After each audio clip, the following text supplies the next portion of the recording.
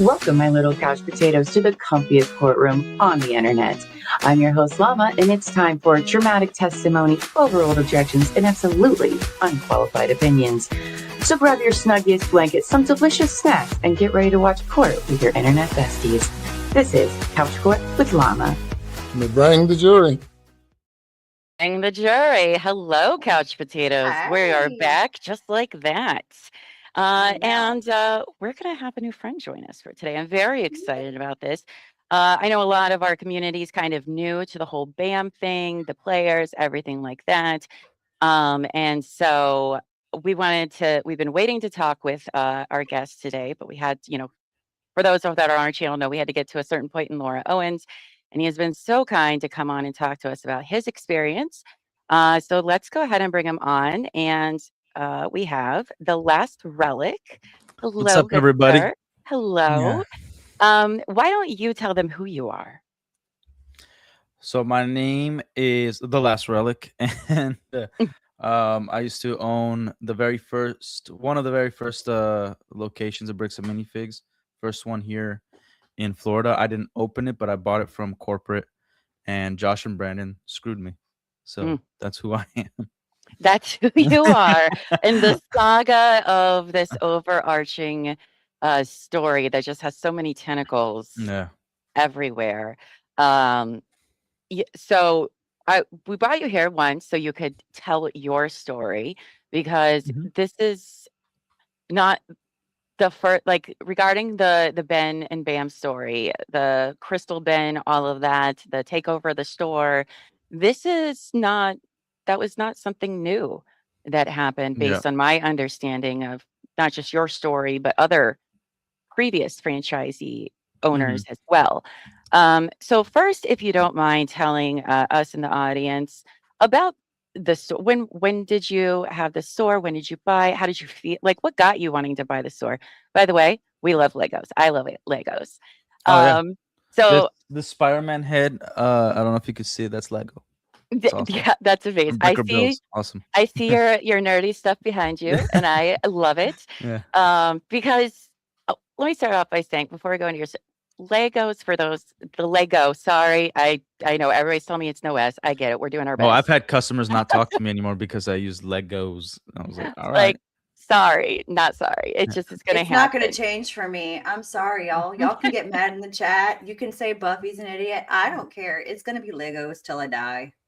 But in our first video of covering this and watching Ben's video, like, if you're not part of the Lego world, it may not make sense of why, one, everything is these prices of things are very high, but also the people that love Lego. Like my son, he has so many. His entire college fund is probably in his room in Lego. They That's don't realize awesome. that, Yeah. one, it's currency, but two, Lego itself, like the fandom of Lego, means so much to so many people. And I can see how this got so much attention, because what has happened, even though Lego, the company, is not involved in this in any way, to taint that kind of reputation of this fun creativeness, right? The Lego movie, I just want to put this out there. Did the McNeffs even watch the Lego movie? Because they are Lord business.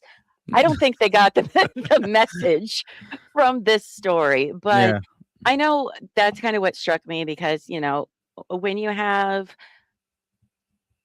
Lego, when you have a kid or something who isn't into sports, or they might be on the spectrum a little bit, the Legos can bring out so much in people and their creativity. Like, yeah, they give you instructions and shit, but it's something so much more. And I really hate that. Yeah, like at my store, done this.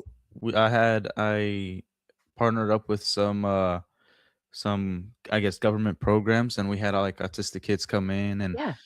I teach them about the POS system. I teach them, like, I'd send them home with Lego so they could build and stuff like that, and they loved it. Like, if they built Lego right before I would teach them about customer service and things like that, they actually could focus much better.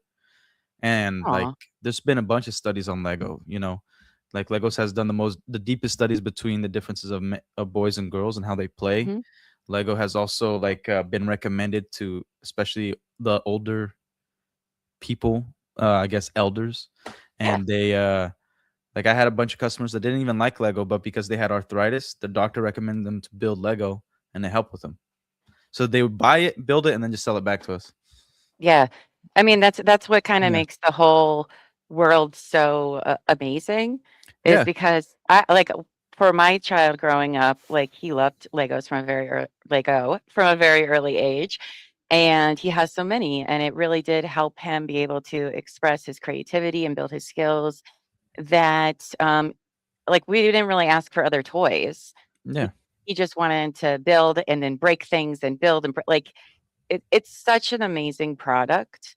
And the I like that you're saying around it. product because Lego is not a moral company. They don't really have an No, integrity or a moral compass, no, but no. it is a great product. Yes, corporations are corporations. Yeah. I've said this before. There's no such thing as a good corporation. There's just not. But the product, the community that uses it is really the most beautiful part, I guess, is what I'm saying here. So for this story to come out and it seems they were kind of like tarnishing that or trying to take that away and be greedy about it, I think also pissed off a lot of people. Because between some of the stories I've heard and your own, you seem like a guy.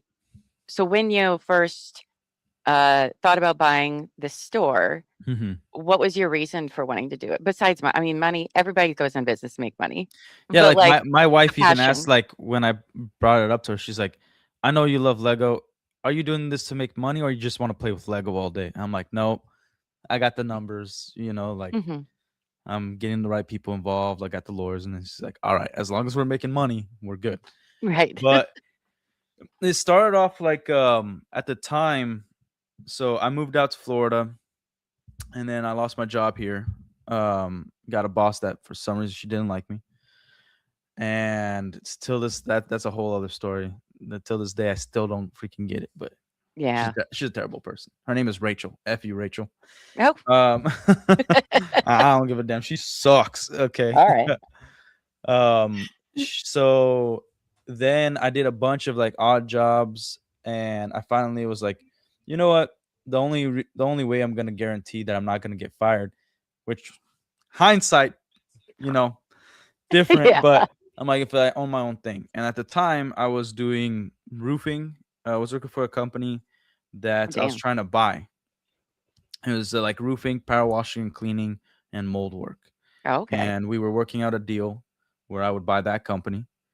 And but it was this guy's baby, and we still talk to this day. He's an awesome guy. He's like 75 or something like that, and he's still up on the roof doing what he does. But he had the company for 42 years, so he ended up not wanting to sell it, right? And Hmm. sometimes, like, and I would work in Alabama, Georgia, and Florida, like all week, and those were the contracts that we had all around, right? And so a few times I saw Bricks and Minifigs at the Wiregrass Mall. And I'd walk in there, I'm like, man, this store sucks. How does this survive in such a nice mall? Like, it was abysmal. So I Yeah. started talking to the employees, and one of them was like, and we like at this point, my wife she was pregnant with our second, and I was like, okay, like we were starting to have negotiations, and I started getting the feeling that he's not going to sell. Hmm. You know what I mean? The roofing guy. The roofing guy, yeah. Okay. And so I would sometimes go to this Bricks and Minifigs and buy the bulk, and me and my son my oldest, we would play and have fun all day. When I got back, and then one of the employees said, this place is for sale. It's a corporate location. And my background, I worked for GNC, and part of it was I was a manager, but I would train other managers, and they would send me to stores that were in the red, and I'd put them back into the black. Okay.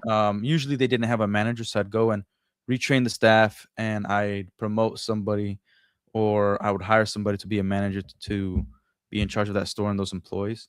And then I'd go Okay. back to my location. They'd send me wherever they needed me, right? That's what I did here in Florida and in Utah. And Oh. so, yeah, I lived in Utah for Oh, so a oh good amount wow. of time. Yeah. Oh, that's interesting. Yeah. Okay. Um, so So then I contacted corporate. When I heard it was for sale, I wanted the numbers, wanted to see what was going on. Blah blah blah blah blah. Finally was able to buy it in like a month and a half, right? And at the time, it was like less than 50 stores. The Florida one was one of the very first, and the original owners were also involved. They weren't the owners. Ammon and Matt McNeff were still the owners, Okay. but I got to meet like the founders, at least one of them. The ones Right. before Eamon and his brother took over. Yeah, the one that started. The one that Bricks and started in Minifigs. Washington. Yeah. Yeah, I can't remember their Yeah. names right now, but okay, yes. Yeah, they actually started in Oregon. Eugene, Oregon, I believe, is the first location Oregon, yes, that not Brandon Washington. currently owns, or still. I don't know if he still owns it. I haven't read the documents after June 4th where they parted ways. But yeah, so got to meet them, everything. I inherited one of their BS lease agreements, and we did super well the first year. And then we get to the second location. We still did better than we ever did before I came in terms of sales.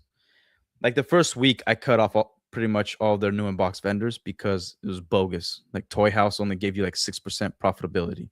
Oh, And I'm like, what the freak are you guys doing? And I just thought like, well, I'm supposed to be part of the community. So how about all these Lego sets come from the community? And I had to change the reputation because there's a bunch of problems. And we were able to do that. It was awesome. So like we filled up the store with new in-box sets, like a freaking lot.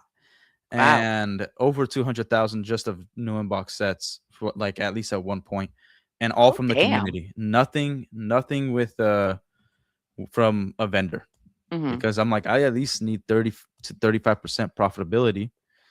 You know, For and then a brick and mortar store, no pun intended, but the overhead. Yeah, brick and mortar. Yeah, that's not enough to keep the lights on. Oh no.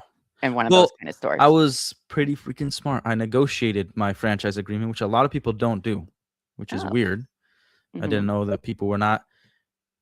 From what I heard, a lot of franchisees did not consult a lawyer. They did not negotiate their contract. I'm like, dude, everything's negotiable. If money is involved, there's negotiations. And always have a lawyer if you can for a contract like that, or have somebody to look at it at least business wise. But okay. And like my franchise agreement, it was a lot of protective language for Bricks and Minifigs, but it was only 85 pages, so there was so much room for me to play around. Only 85, and like which are like 300 pages. Yeah, they're 300, and it like 10 of those pages is about like operating in New York or some other state. So practically, it's like 71 pages. So my franchise agreement was actually a pretty decent one, but again, they have some of the same language to screw you over. So yeah, like I went through like I think 10 hours of just reading my franchise agreement on my channel, like different parts. Yeah, because at the time StreamYards would kick me out after 2 hours. So yeah. Oh, we're on here all the time. Yeah. They're like, actually, I'm surprised StreamYard hasn't messaged us. Like, you know how they're like Netflix, you get those. Yeah. Are you still watching? Are you still streaming? Do you need to take a break, Llama? I think you do. You've streamed like 10 hours today. What are you doing? They do that? Or no, they don't. Okay, they don't. I'm surprised they don't. Be like, you need to go outside. They want you to stay there and make them money. Right. That's true. No, so we get like towards September, and in September I give them a phone call. I'm like, hey, I want to make this $1 million store. You know, at the time I believed in the brand, you know, silly me. But things were going well, and I was like, they're going well, but they're nowhere near what I want them to be. And even in the beginning, they weren't very keen on bringing on an investor. Like they were open to it when I first came on, but as time went by, as they grew, like when I came in, there was less than 50 stores. By the end of that year, there was a little over 100. Oh wow, that's damn. In a year, so growing fast. Yeah.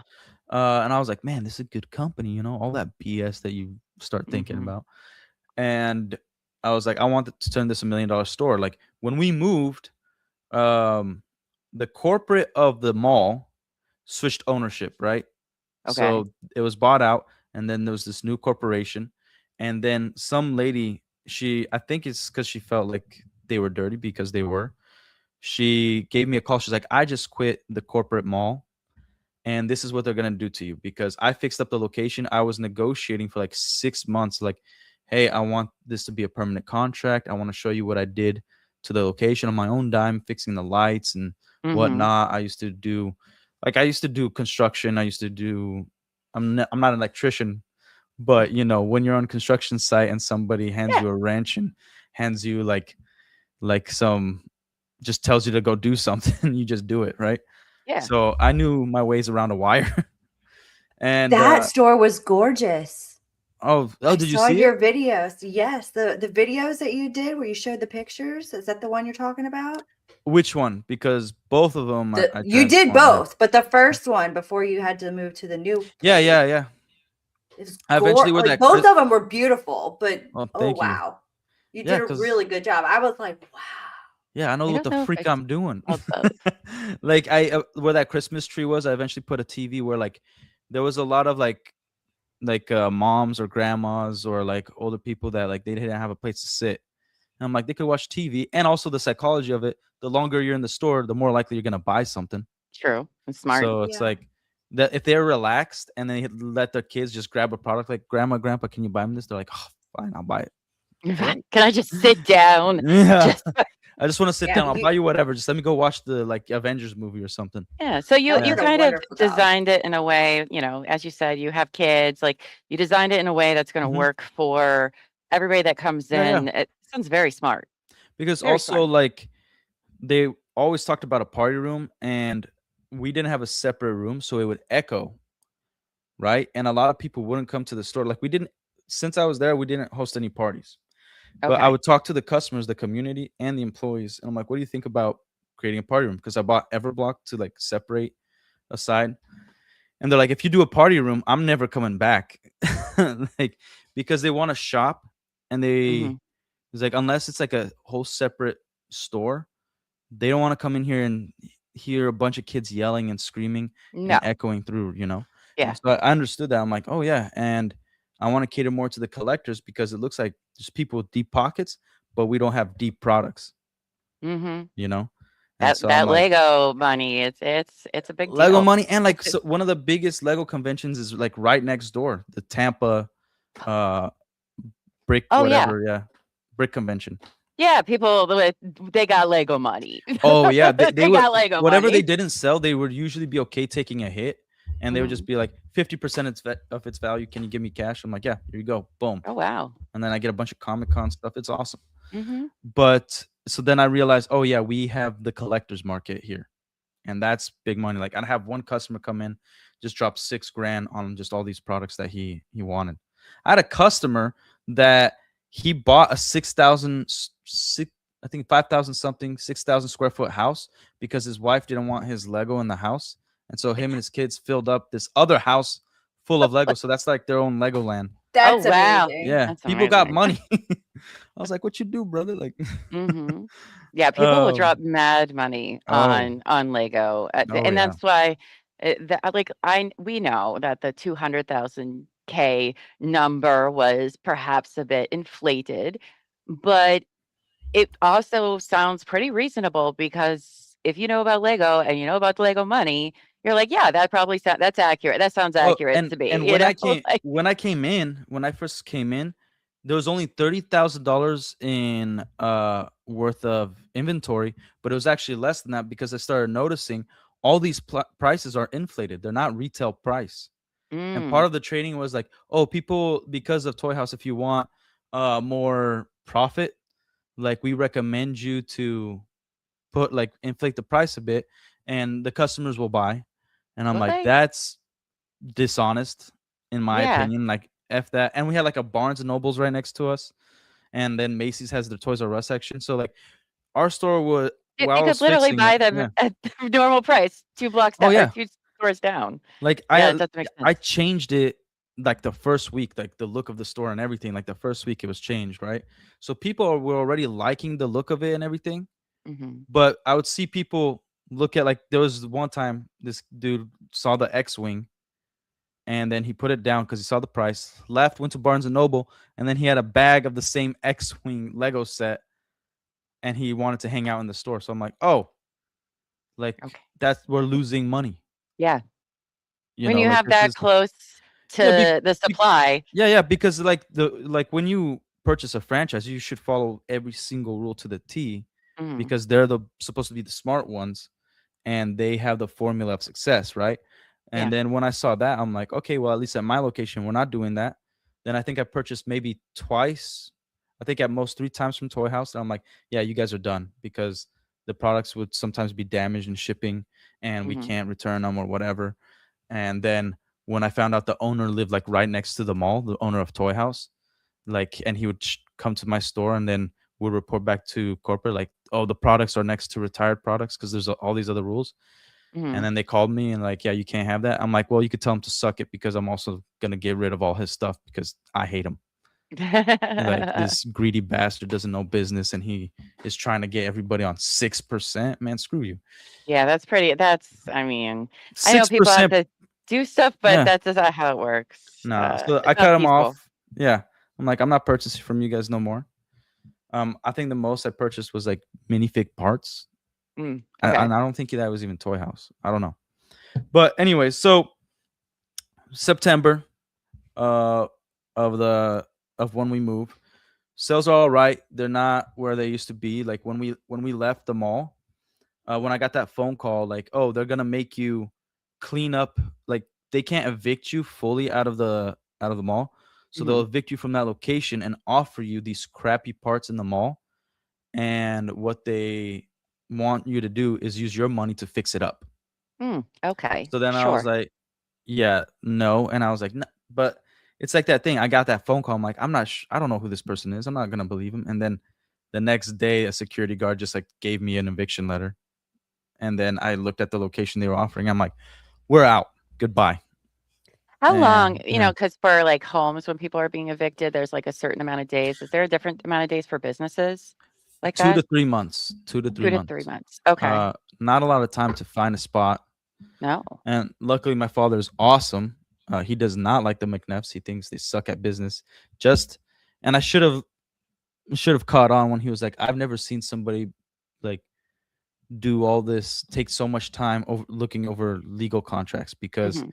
he is a commercial realtor and he was also a CFO for 21 years to another Okay. franchise company, so he knows his stuff. Mhm. And they approved the other location, but we didn't sign the contract until a week before we had to move. So we had no marketing, nothing. We left that spot, moved everything in like a day. My mom and dad, they like painted, built stuff. It was awesome. Mhm. And excuse me. And yeah, like we were doing all right, but there was no marketing. Like even today, this is how I say, like, the internet might be informed, but not everyone's informed. I still get Yeah. messages from my customers.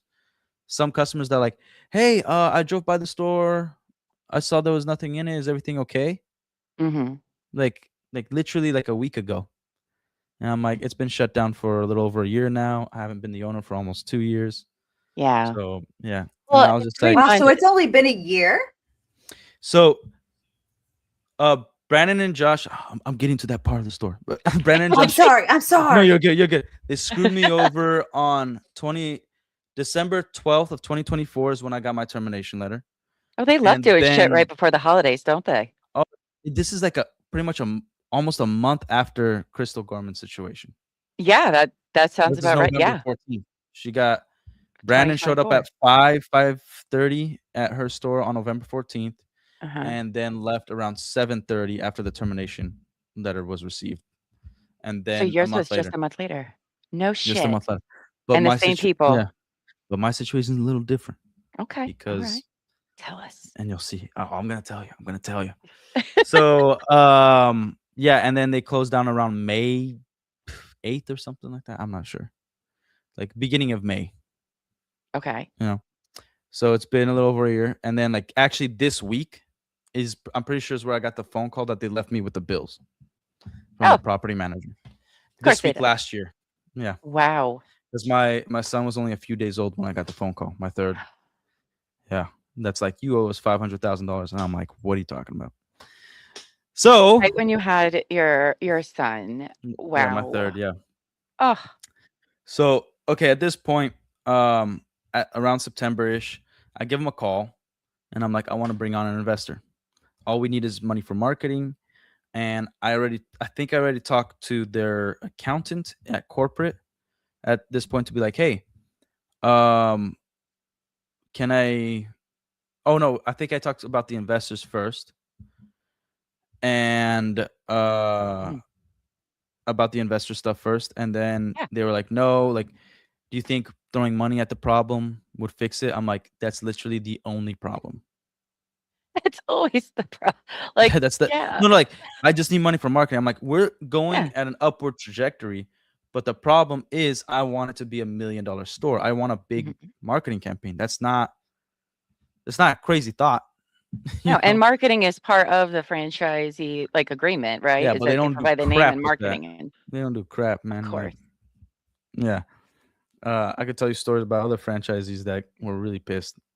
But anyways, so they were like, well, it would probably be better for you to do a sale, get some money. And then I'm like, all right. Oh yeah, I did talk to their accountant before, because I said, can I hold off on some paying off royalties so I could use that money to put into marketing for a small marketing campaign? And then they're like, well, why don't you try, making a big sale? Because at my store, we didn't do sales. We didn't do big sales because we carried awesome product and Mhm. at really good prices, and we were fair. Yeah. So it's like that. Yeah, you guys can go cheap out on your crappy products, but our products cater to our community. But also, You know. your deal with them is to provide they are to provide a name, marketing, things like that, and here they are being like, "Maybe you should just do better." Yeah, pretty much. Like, what? What are we paying Yeah, royalties for you then? Like, I I've get asked it, yeah. on multiple occasions, like, what does the one advertising fee do for me personally? Do for my Mhm. specific location? Like, well, we give you the cups and things with our brand on it. And I'm like, suck it easy, bro. Like, how do I get people in the door? Right? Like, Like, what thanks. are we doing? That's not advertising. Oh, put your freaking name on a cup. Great. Freaking Mhm. retard.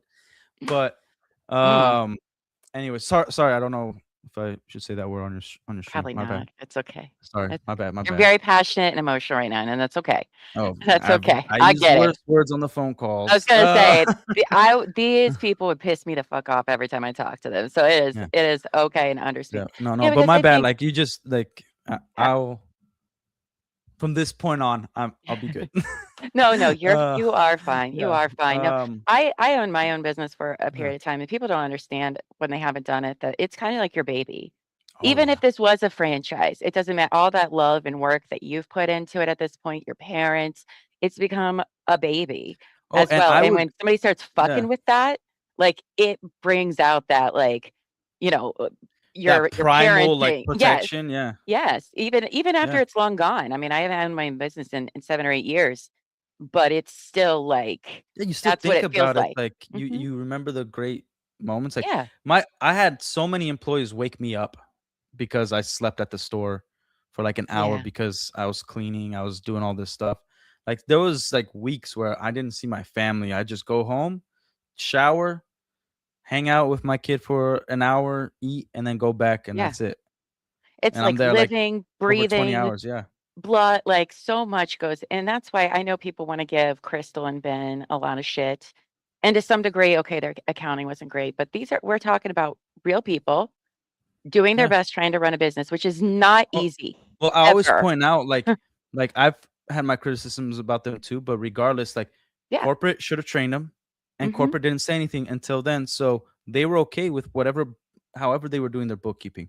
However they Absolutely. I don't like it, but however they were doing it, corporate was cool with it.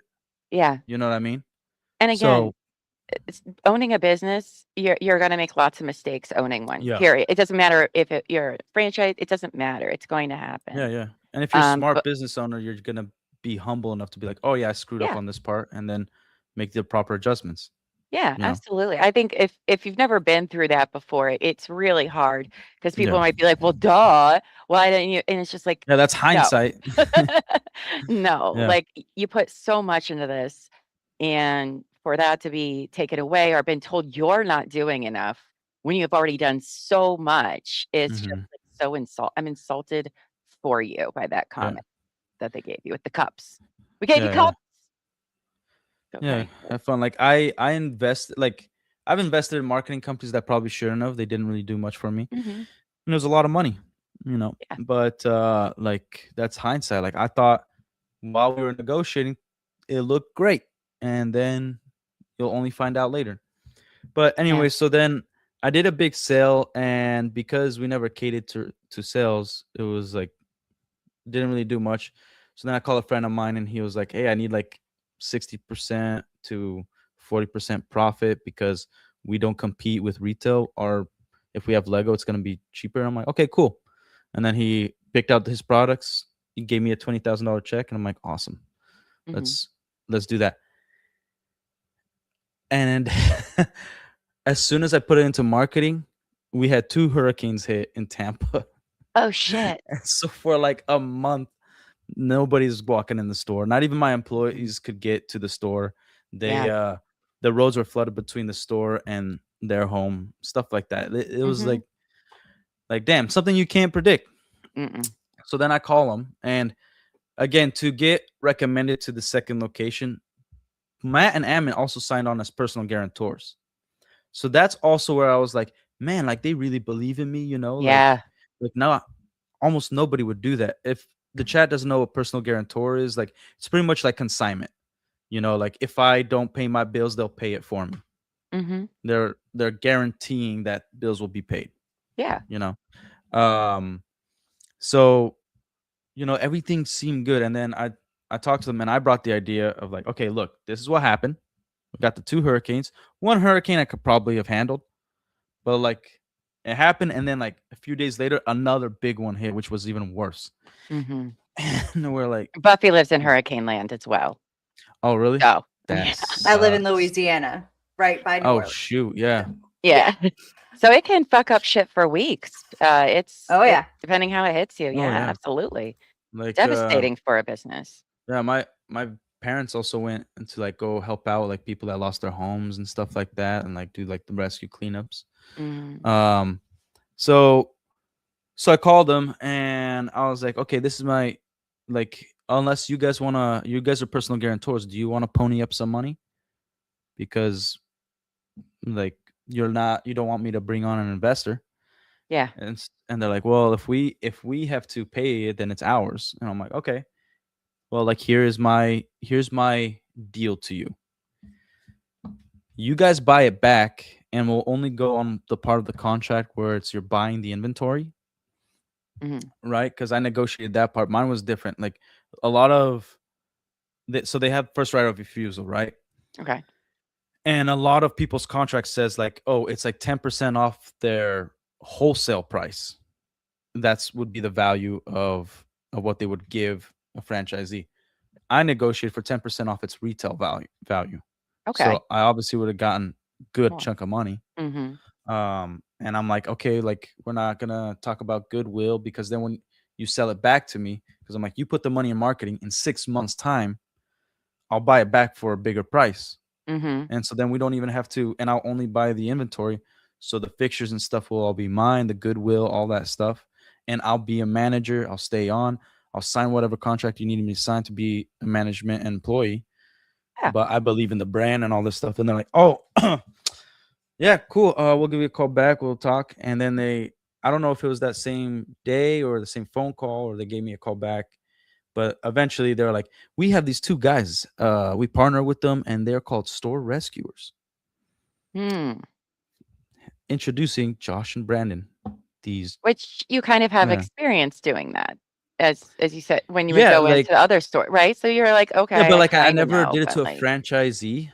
yeah, Like it was always like corporate, or like a manager left and just left the store yeah, abandoned, and I had okay, to go like, okay, like let me open it up, let me do interviews, hire people back, and maybe one of my previous employees, I can recommend them to be a manager, right? so like, Why but with did your they feel experience, like you they? didn't.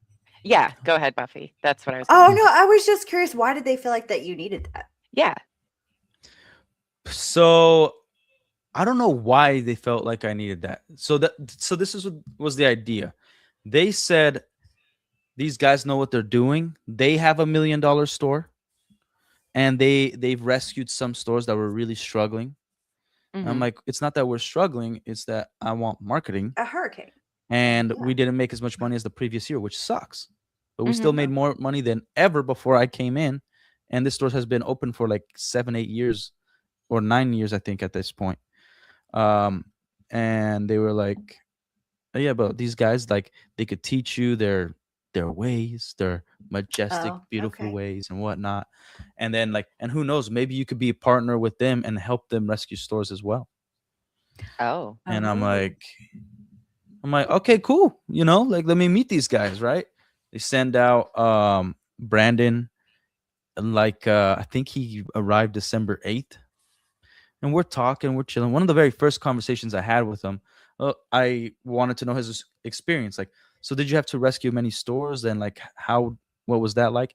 And they're like, oh man, there's this one store in Salem, Oregon that we rescued. Like, customers complaining because they had a bird that just flew around the entire store, crapping on all the Lego. Tattle? How Tattle, dare yeah, they yeah. besmirch Tattle's good name? How Yeah, dare and they? they said customers were leaving bad reviews, complaining. Then they said that, now that I know it's Crystal, they said like, oh yeah, the owner, she was using the store to fund her heroin operation or heroin addiction. These And people are I was obsessed like, with heroin. they're super obsessed with heroin. I don't get So it. weird. Yeah. Why Like, is your first I go-to told heroin? Ben this before. So we talked on the phone, I think part 2 just came out, and Okay, I'm like, yeah, dude, they're really obsessed with heroin. And I try to warn him, but it was too late, because then Ben was like, no, that's what they did to me. Like, they yeah. claimed that I was on heroin. I was like, the freak. Wow. Yeah. And so then, yeah, Weird. but Every um, accusation is a confession, I'm sure. dude, oh my gosh, In I my was like, opinion. Josh is either on cocaine or heroin. I gotta tell you, like, this guy is insane. Allegedly. In our opinion. Allegedly. All right, yeah, I'll investigate. Uh, Uh, yeah, no, um, there's he's some yeah. interesting choices that they use of just accusing people for no reason of their being it's so weird. It's so Like, weird. I think they understand the law well enough to further on certain process Mhm. to to interrupt people's livelihood, and so that they can investigate, Yeah, because then things are on file. Like, the law, I keep telling people, the law is one big giant game. That's what it is. absolutely. And if you Absolutely. know how to play it, like I always say, Dan McNeff is worse than all these guys. Maybe I not believe worse that. than Josh, but because, like, I investigated, like, I wanted to know everybody who was ever involved before I got into bricks and minifigs. And even his own friends were like, oh yeah, he's a piece of garbage, but we love him. And this guy, he's been able to be so charismatic that Mhm. trick people to be his friend. And he was like, he's done some bull crap. And like, he's still rich, nice house, old. Mhm. He's not in prison. Some people don't get theirs. So That's these true. guys, at the very least, Ammon knows how to stay out of prison and Mhm. keep his money. So this isn't a game. Like, Reckless Ben should be very, very locked into this whole situation. I agree. You These know? are people who know how to use a lot of systems, know Yeah. how to say the right things. And I think that's one thing that a lot of people who may not be familiar with the law or the justice system, like you don't really understand it until you're in it. And then Oh you yeah. see, oh, it's not this altruistic, I've done so good, I've done nothing wrong, here's everything, and it just goes your way. Yeah. Nobody It cares. doesn't. It's what you can prove. It If is. yeah. Oh, what? Your sound cut out. You Oh, my lost your screen did. audio. Oh, can Not. you hear me now? Yeah, you're good. Yes. Oh, is this turning Okay. into a Verizon commercial? No, it's just you can have everything, but you're still up Mhm. against people who are willing to go at any lengths to win. Yeah. And it could take years before you finally get a verdict in something, but so much has already been messed up and lost along the way that at the end, I mean, it worries me a lot. And I know people that are into this case don't quite, or maybe haven't experienced Mhm. Yeah. witnessing how the legal system actually works. It's not how TV makes you believe No, and even TV at can at all. least point out, like, this. TV is almost all fake when it comes to the legal world, right? Oh yeah. Oh yeah. But the reason it's entertaining is because you see how people can manipulate Absolutely. stuff, even in a Mhm. fantasy way of doing it. Absolutely. Where it's what you can prove. It don't matter if it's false or not. If you lied and you could prove your lie with more lies, to them it's proven. Mhm. There you go. Like they can't do anything beyond that. You gotta be kidding me. Like naive people, but Yeah. whatever. So um I'm talking to him for a few days and I'm like trying to figure out like how this is gonna go because we're not negotiating. I'm like, hey, like how much did you come up with? I did 4 different inventories. I had every employee do an inventory without coordinating with each other. I did my inventory. I send them all of it. Mhm. And I don't know if they got scared because it was extremely professional. Because I also had my father look over it. And Mhm. he's like, this is how you should format it and everything to make it very clear, whatever. I'm like, cool. And then Brandon said, oh yeah, our inventory matches completely. And I didn't even count everything. Remember, we're not counting fixtures. There's certain product that like I'm not gonna count bulk in a specific way where we have those who are in the Lego world, you guys probably know like there's pieces that are like one piece is $100 Yes. because it was like from the 1980s, Yeah. right? Like an antenna or whatever. Yeah. So like I had these pieces separate, like set aside, and I'm like, I'm just gonna consider this bulk because I haven't pulled out every single one, Mhm. Wait, and cleaned it. Yeah. I need to go pull out my Legos from when I was a kid because, Yeah. like I Oh have yeah. antenna pieces just for the little houses that I used to build and Mhm. all the little trees and all that stuff. So some people will pay big money for the type of bricks, the certain plastic that was from back in the day because they're like a denser material. I'm pretty sure my mother still has all of those. And Yeah. the original Lego box that we got it that Oh, fit nice. Hey, into the there you go. briefcase. You might have a gold mine in there. Yeah, who Who Wow. knows? knows? Yeah. But But sorting through Lego, I've sorted my son's Legos. It takes forever and it's a fucking nightmare. So I yeah. would just be like, okay, we have this. I'm not Oh gonna yeah, spend I'm just gonna get hours touched. So and I'm like, hours. have fun, man, because there's no way. Yeah.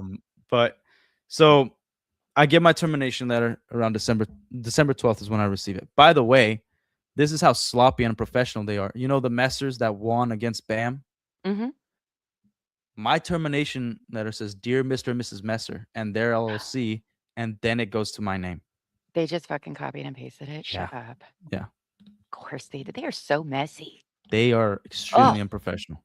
wow. Yeah, and I've shared it on.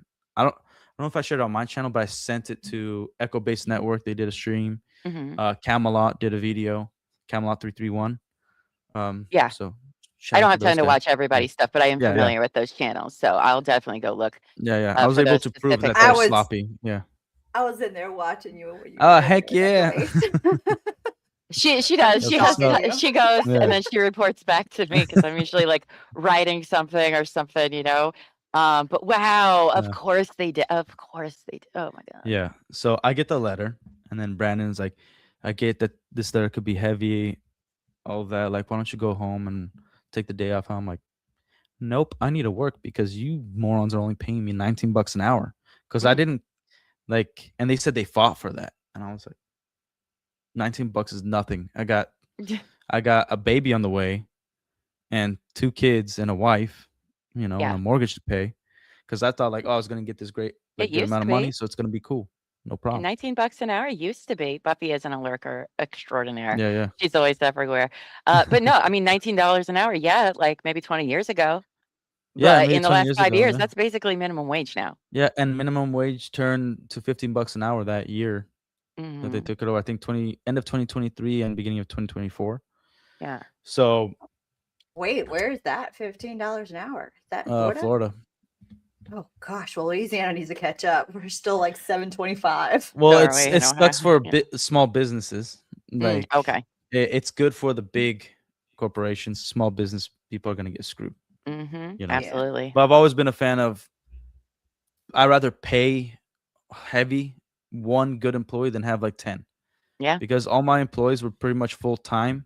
Some cut their hours, and I'd pay like $20 an hour to one Mhm. and around 17, $18 an hour to another one because I'd rather have good people instead of just a big whole group. But anyways, Yeah, so absolutely. so then I'm like, all right, no, I stay on, I work. Maybe I took like an hour break. I think I came back, and maybe I don't remember going away the whole day. Maybe I did. But I come back and I'm like, all right, it's December time. It's mid-December. I'm trying to get a hold of corporate and they're not answering. But the Mm. first people I called was my lawyers. I was Yeah. like, hey, Good. so Somebody knows. yeah, Call the lawyers I first. got this termination letter. Mhm. What's up? They're like, play nice. Because remember, my thing was like, I'm gonna stay on an employee and they're gonna see if I'm good enough to hang out with, and then they're gonna partner with me or offer me something. Or at Yeah. least in 6 months, they're gonna offer it back where I could buy it. Cool. Awesome. Like, this is messed up, but who knows? Maybe they'll just give me the store back once they put marketing into it, and I have to Mhm. pay like some premium.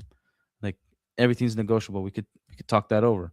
Yeah, I mean, And you so could they're have walked yeah. away from it and not, but clearly you believed in the idea Yeah. Well, also and the possibilities. all the employees were like, dude, if you leave, I'm done here. Like, with Yeah. I'm like, stay. Even if I do leave, you guys need to pay your bills, all that. Um, but they're like, they said, I'm only staying here as long as you stay here. I'm like, thank Yeah. you. I appreciate it. But so they're like, play ball, be nice, gather information. Because again, phone calls were recorded, emails and all that stuff. But I didn't ever feel like I needed to.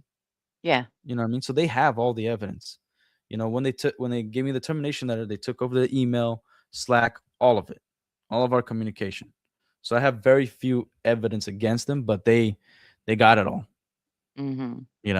Like, and our phone calls doesn't look good for them. Yeah.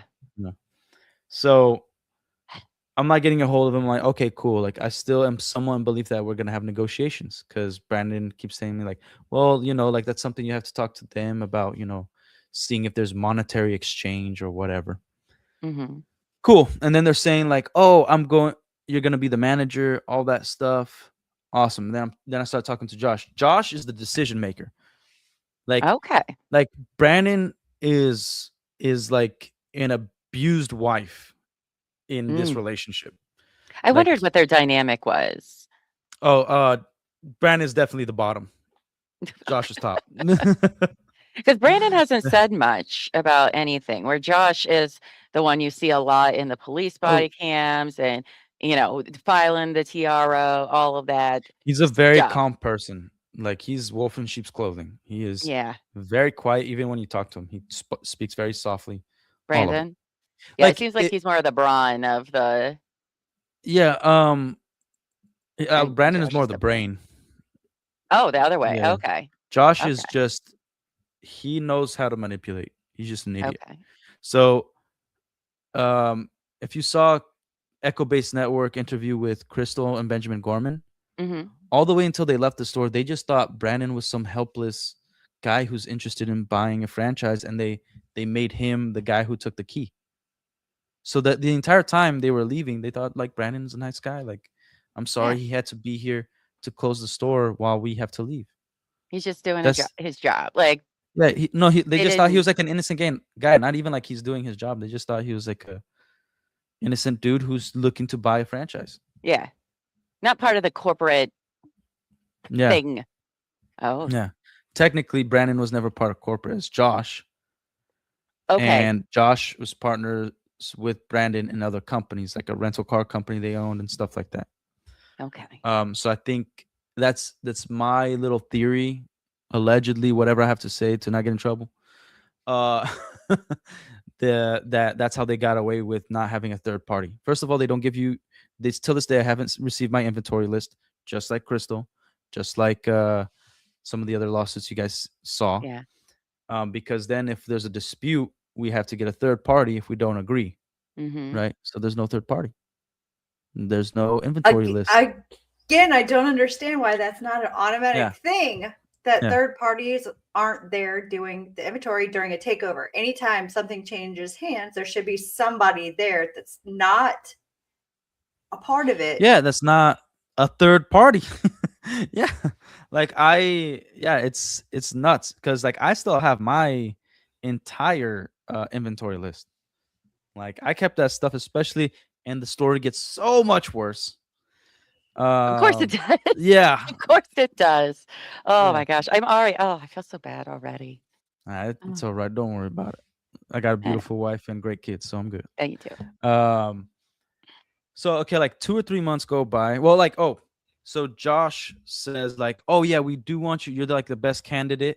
And I'm like, "Of course I'm the best candidate. I own this freaking place for 2 years or 2 or 3 years or whatever." Thanks. And like, but we still want you to apply to have it on paper, like that you applied for a management position. I'm like, all right, Okay. freaking whatever. And so then I'm still in the belief I'm gonna be a manager. Christmas happens, whatnot. But at this whole time, they flew out a guy named Carl, super nice guy, older guy. I think at the time he was like 72 years old. He was in his 70s. He knew business. He worked in the newspaper industry before it Oh, tanked, all that stuff. He didn't know anything Lego, but he was okay. a solid guy. We taught him everything. He became one of the boys. He ended up despising Josh and Brandon. In the beginning, he was like, "Yeah, these guys are great." For like a week. And yeah, because his first red flag was how he saw how Josh treated his wife at dinner when they flew him out. And at this time when they flew him out, I was on the phone with Brandon, and they're like, "Oh yeah, we're still looking into who we're gonna hire as manager, but you're definitely top candidate." I'm like, "No, you're not. And I called them out on their lie. I'm like, you guys lied to me, because while I was on the phone with you, Carl was in Utah. You flew him out there, and like you don't fly somebody out if you're not gonna hire them, if you don't want to butter them up so that they can accept the job. You know what I mean?" Yeah. I mean, it makes sense to me. Yeah. So Ugh. um so so Brandon just told him, "Go introduce yourself and just tell him you're the manager." And Carl, being the professional, he's like, "That is insane. I'm not gonna do that to them. You have to come with me, and then you introduce me as the manager because you're the owner." By the way, they later claimed they never owned my location. What? What? Oh, I told you the story gets freaking worse. Um, like it keeps going. So they like at this point we were already skeptical because it's like they're not posting, not even on social media, let alone marketing. Like I gave them the Instagram accounts, Facebook, all that. Like why aren't they posting anything? And then they open up another Instagram account, didn't transfer anything over, with like 100, 200, 300 followers while we had like thousands. Mhm. And I was like, that this makes zero sense, because we would all tell every single customer, like, if you want to know what products we get in, high end products, we post on Instagram, post on our story. Sometimes we'll Mhm. make an actual post if it's like, like everybody's been asking for this, or we make a nice little video, a little cutesy video. But I'm like, this was their only thing they needed to do. When Brandon came in, he was like, "Oh yeah, this store is so clean. I use some Fabuloso and everything. Pretty it up." Hey, that's how it Yeah, works. yeah. And but we did keep it clean. Like that's a big deal for me. It's so funny. He's so Yeah, Mhm. fabuloso. yeah. Some So LA's awesome. what? Some LA's awesome. LA's totally L.A. awesome. Isn't that what it's called? The total never mind. It's a good cleaner that will like get everything off sometimes. So Nah, different. Fabuloso. I, Way to I like go. Fabuloso as well. But That's what I buy. yeah. Well, that's how like we got the conversation of the whole crystal tattle pooping everywhere and stuff. Yeah. And I'm like, that's crazy, bro. Now that I know it's a lie, but at the time, I'm like, dude, that's no way. And I at first I thought, I was like, there's better ways to fund your heroin addiction than own a Lego store. There's gotta be. You could sell your body for that kind of stuff. What are you talking about? Also, how would you show up to work all? I mean, I guess I know that there are, people Mm, addicted to heroin who do still show up for their jobs and stuff, but it's such a wild yeah, accusation. it's Mhm. it's insane. But so anyways, I finally, like, lawyers are saying do this and that. Josh and Brandon are very insistent on opening a party room. Like Josh wanted to cut half of the store's square footage to make a party room. I'm like, are you insane? Like, it's not only half of square footage. You're gonna cut off 70% because then we have to put the shelving over here Yeah. and put the product, and it's not gonna fit. Like, are you? And Yeah, the inventory, like I found out a way to do it. I found out a Mhm. way to do it. I was super reluctant on it, but I was like, whatever. This is their store. They're the ones with the know-how, right? But everything, none of it made sense. Not even to Carl. He was like, they're not giving me any budget. Every time we had a phenomenal trade or a good amount of money go into the safe, we had Mhm. to deposit into their account or ship it to the Eugene location. I'm like, you're taking away all the collector stuff that people actually look for. The UCS Mhm. sets, the old sets, like they just call us randomly and we're like, hey, we saw you have these sets, send it to Eugene.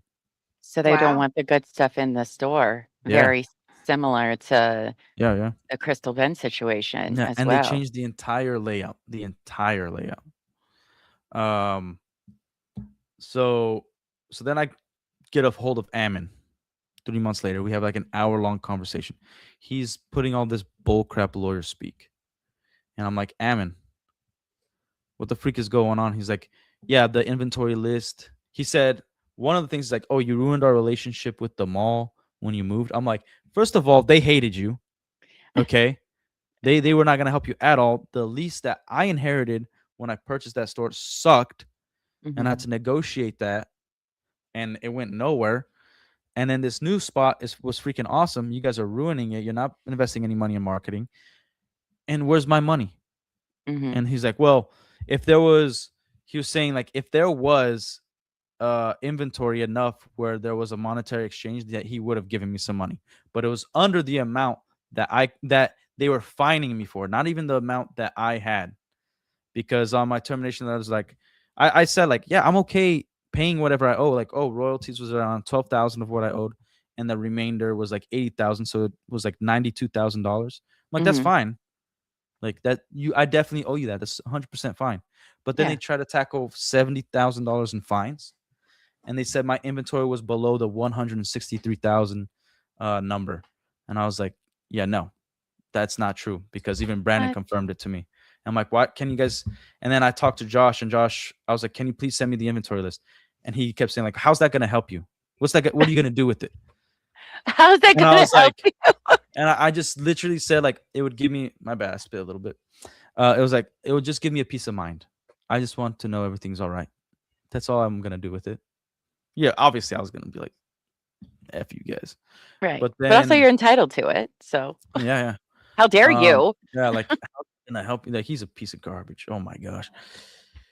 So then I'm like starting to run out of money, and then my lawyers hit me up and they were like, yo, you missed this payment. I'm like, guys, I ran out of money. Like, what can we do?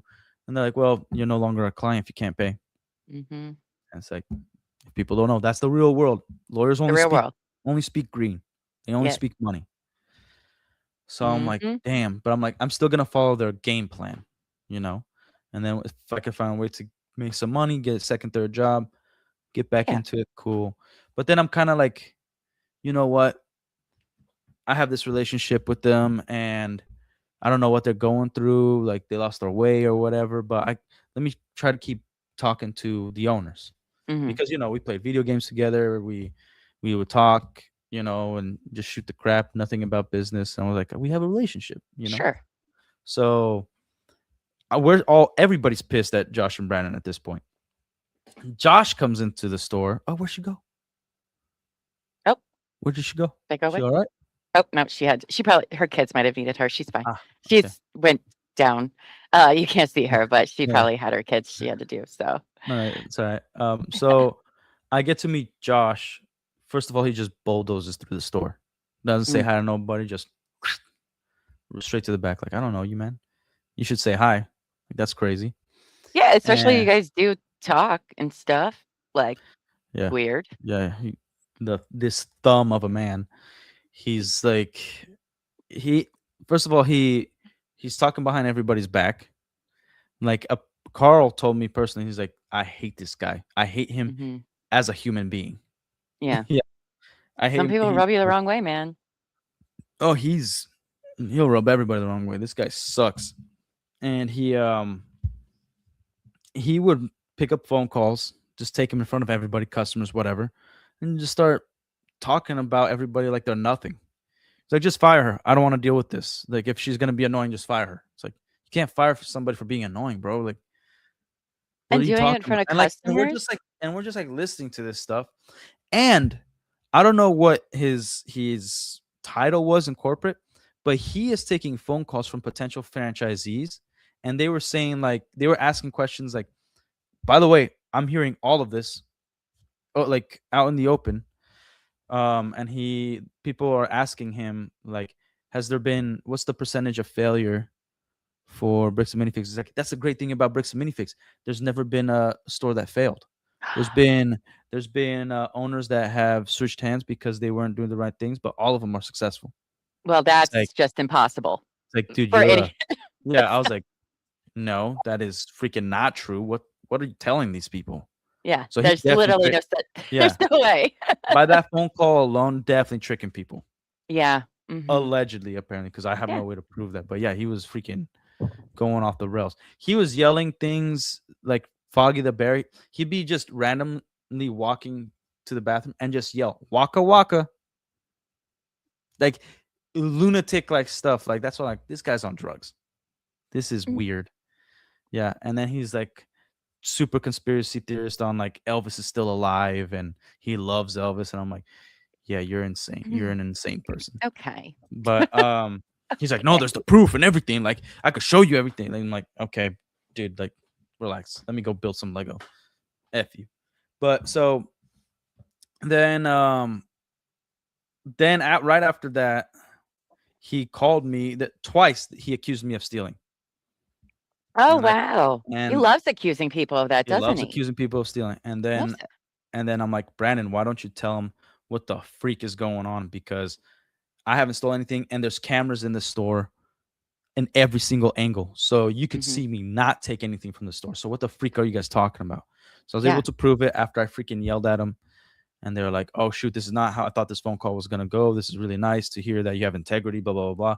And I'm like, yeah, F you people, man. Because, like, at the time, when I think it's when I talked to Ammon, I was that one phone call I mentioned, I said, like, why are you guys doing this? Because I came to you in good faith. I know the law. I could have, if I just wanted money and I'm like, F Bricks and Minifigs, I could have filed bankruptcy for Yeah. restructuring and liquidated everything and put a bunch of money in my pocket. I Yeah. could have done that, like, but I didn't. I had a perfect store, gave it to you guys, and then you guys just bent me over backwards. Yeah. So, like, what was the need for all this? And, like, it was, yeah, like, It's it made counterproductive sense. Yeah. to business what they've been doing. It Yeah. doesn't. Wow. And, It like, doesn't make they're any like, sense. well, But you could buy back the store in the future. I'm like, how am I going to do that with no money? no, Like, you my guys hand didn't when you buy run it, into you the took it. ground. Yeah. So then, Oh, whatever. And then a month before they shut down the location, Josh and Brandon are apparently out. Because from what it sounded like corporate was like, okay, guys, it's been like 5-6 months that you've been in control of the store. So it's time to pony up. And they're like, no, we actually don't want it. After they destroyed it. We had, like, I've never seen the deterioration of a brick and mortar so quick from not even social media, no advertising, nothing, where we had days where nobody came in. wow. Yeah. So they would have Well, left what time? February or March in the timeline of no. 2025? Or So 2025, they around like April-ish, they were like, oh yes, we actually never owned it. So we all had to change our W-2s to corporate because apparently corporate owned it. And last month when I got the phone call from Matt, he said that's not true. And I'm like, well, you should tell your brother that because apparently you're out of the loop, bro. Mm. So from then on, we changed it. Okay, we're corporate. And then even Carl's like, I guess I was a corporate employee because they were paying from Baker Bricks LLC and Right. then back to corporate. Hmm. So we're doing our thing. We're telling him we need, for the store to run properly, we need marketing, we need whatever it takes. Like, nobody's coming in the store, like nobody knows that we're here. Like, this Mhm. isn't Field of Dreams where you build it and they will come. You need to put some money in here, Yeah. you know? And they already took everything. But because we have a good community, people would still sell, but we just need the buying part at this point. Mhm. And I'm like, okay, I'm going to stay here because, like, this is what the lawyers recommended. I need to build up a case, make sure I get every detail. Right. And then around May, like the beginning of May, somewhere in between the first 2 weeks of May, I wake up 7 a.m. from a phone call. Carl's calling me. He's like, don't go to the store. And I'm like, why? He's like, I was just informed that apparently guys from corporate flew out and they're shoving everything in a U-Haul. They're shutting No. it down. So yeah. And so then I'm trying to call corporate and I'm like, can't get a hold of them. So I drive over to the location, shoving things in a U-Haul. They're taking inventory, whatever. And I was like, this is insane. So I called the other employees, see if they're okay. And because they didn't give them any warning, so they could go find Yeah. other jobs, Mhm. which I found some of my employees like a job for them like a month later or something. Yeah. Because I like also they were good employees. So I'm like, and we built a friendship and everything. Yeah. So That's a tough blow when it just happens out of nowhere. oh yeah, Even like where for you wake them, up, you're like, gonna go to work, and then like, oh yeah, you don't have a job now, man. Congrats. yeah, no warning, no respective warning. Yeah. Oh, Yeah. wow. Oh Wow. yeah, and by the way, in the termination letter, they agreed that they were gonna pay December's. They said it vocally. They said they're gonna pay December's rent. And remember, I got my termination letter on December 12th, so Right. they were late. And then part of the termination letter said I defaulted or I didn't make my monthly payments. I'm like, I always paid rent on time. And Mhm. you guys said you were going to pay it, and then you guys waited for it to be late under my name before transfer of ownership so that you can use that against me to terminate me because I didn't do anything wrong. Yeah. Yeah. And this is for the second location, right? Yeah. Yeah, yeah. Okay. Well, like it's technically one location because we moved the location. We didn't Okay, open a yeah. second one. Yeah. Okay. So I'm like, damn, all right, closed. I get a job at the restaurant. New restaurant just opened up. I worked there 10 years previous for that particular company. So I already knew everything. Cool. I'm working there. Baby's born. I'm happy. Mhm. Right. And then I get a phone call from the property manager. And he's like, hey, you missed last month's payment. And, you're late on this month. What's going on? I'm like, what's going on with you? Like, what do you mean? Yeah. And they're like, your name is the leaseholder. By the way, I multiple times I asked them to take my name off the lease Mhm. because they took all the information to communicate. And so, like, And you're I, just a yeah, manager now. yeah, and So, I called.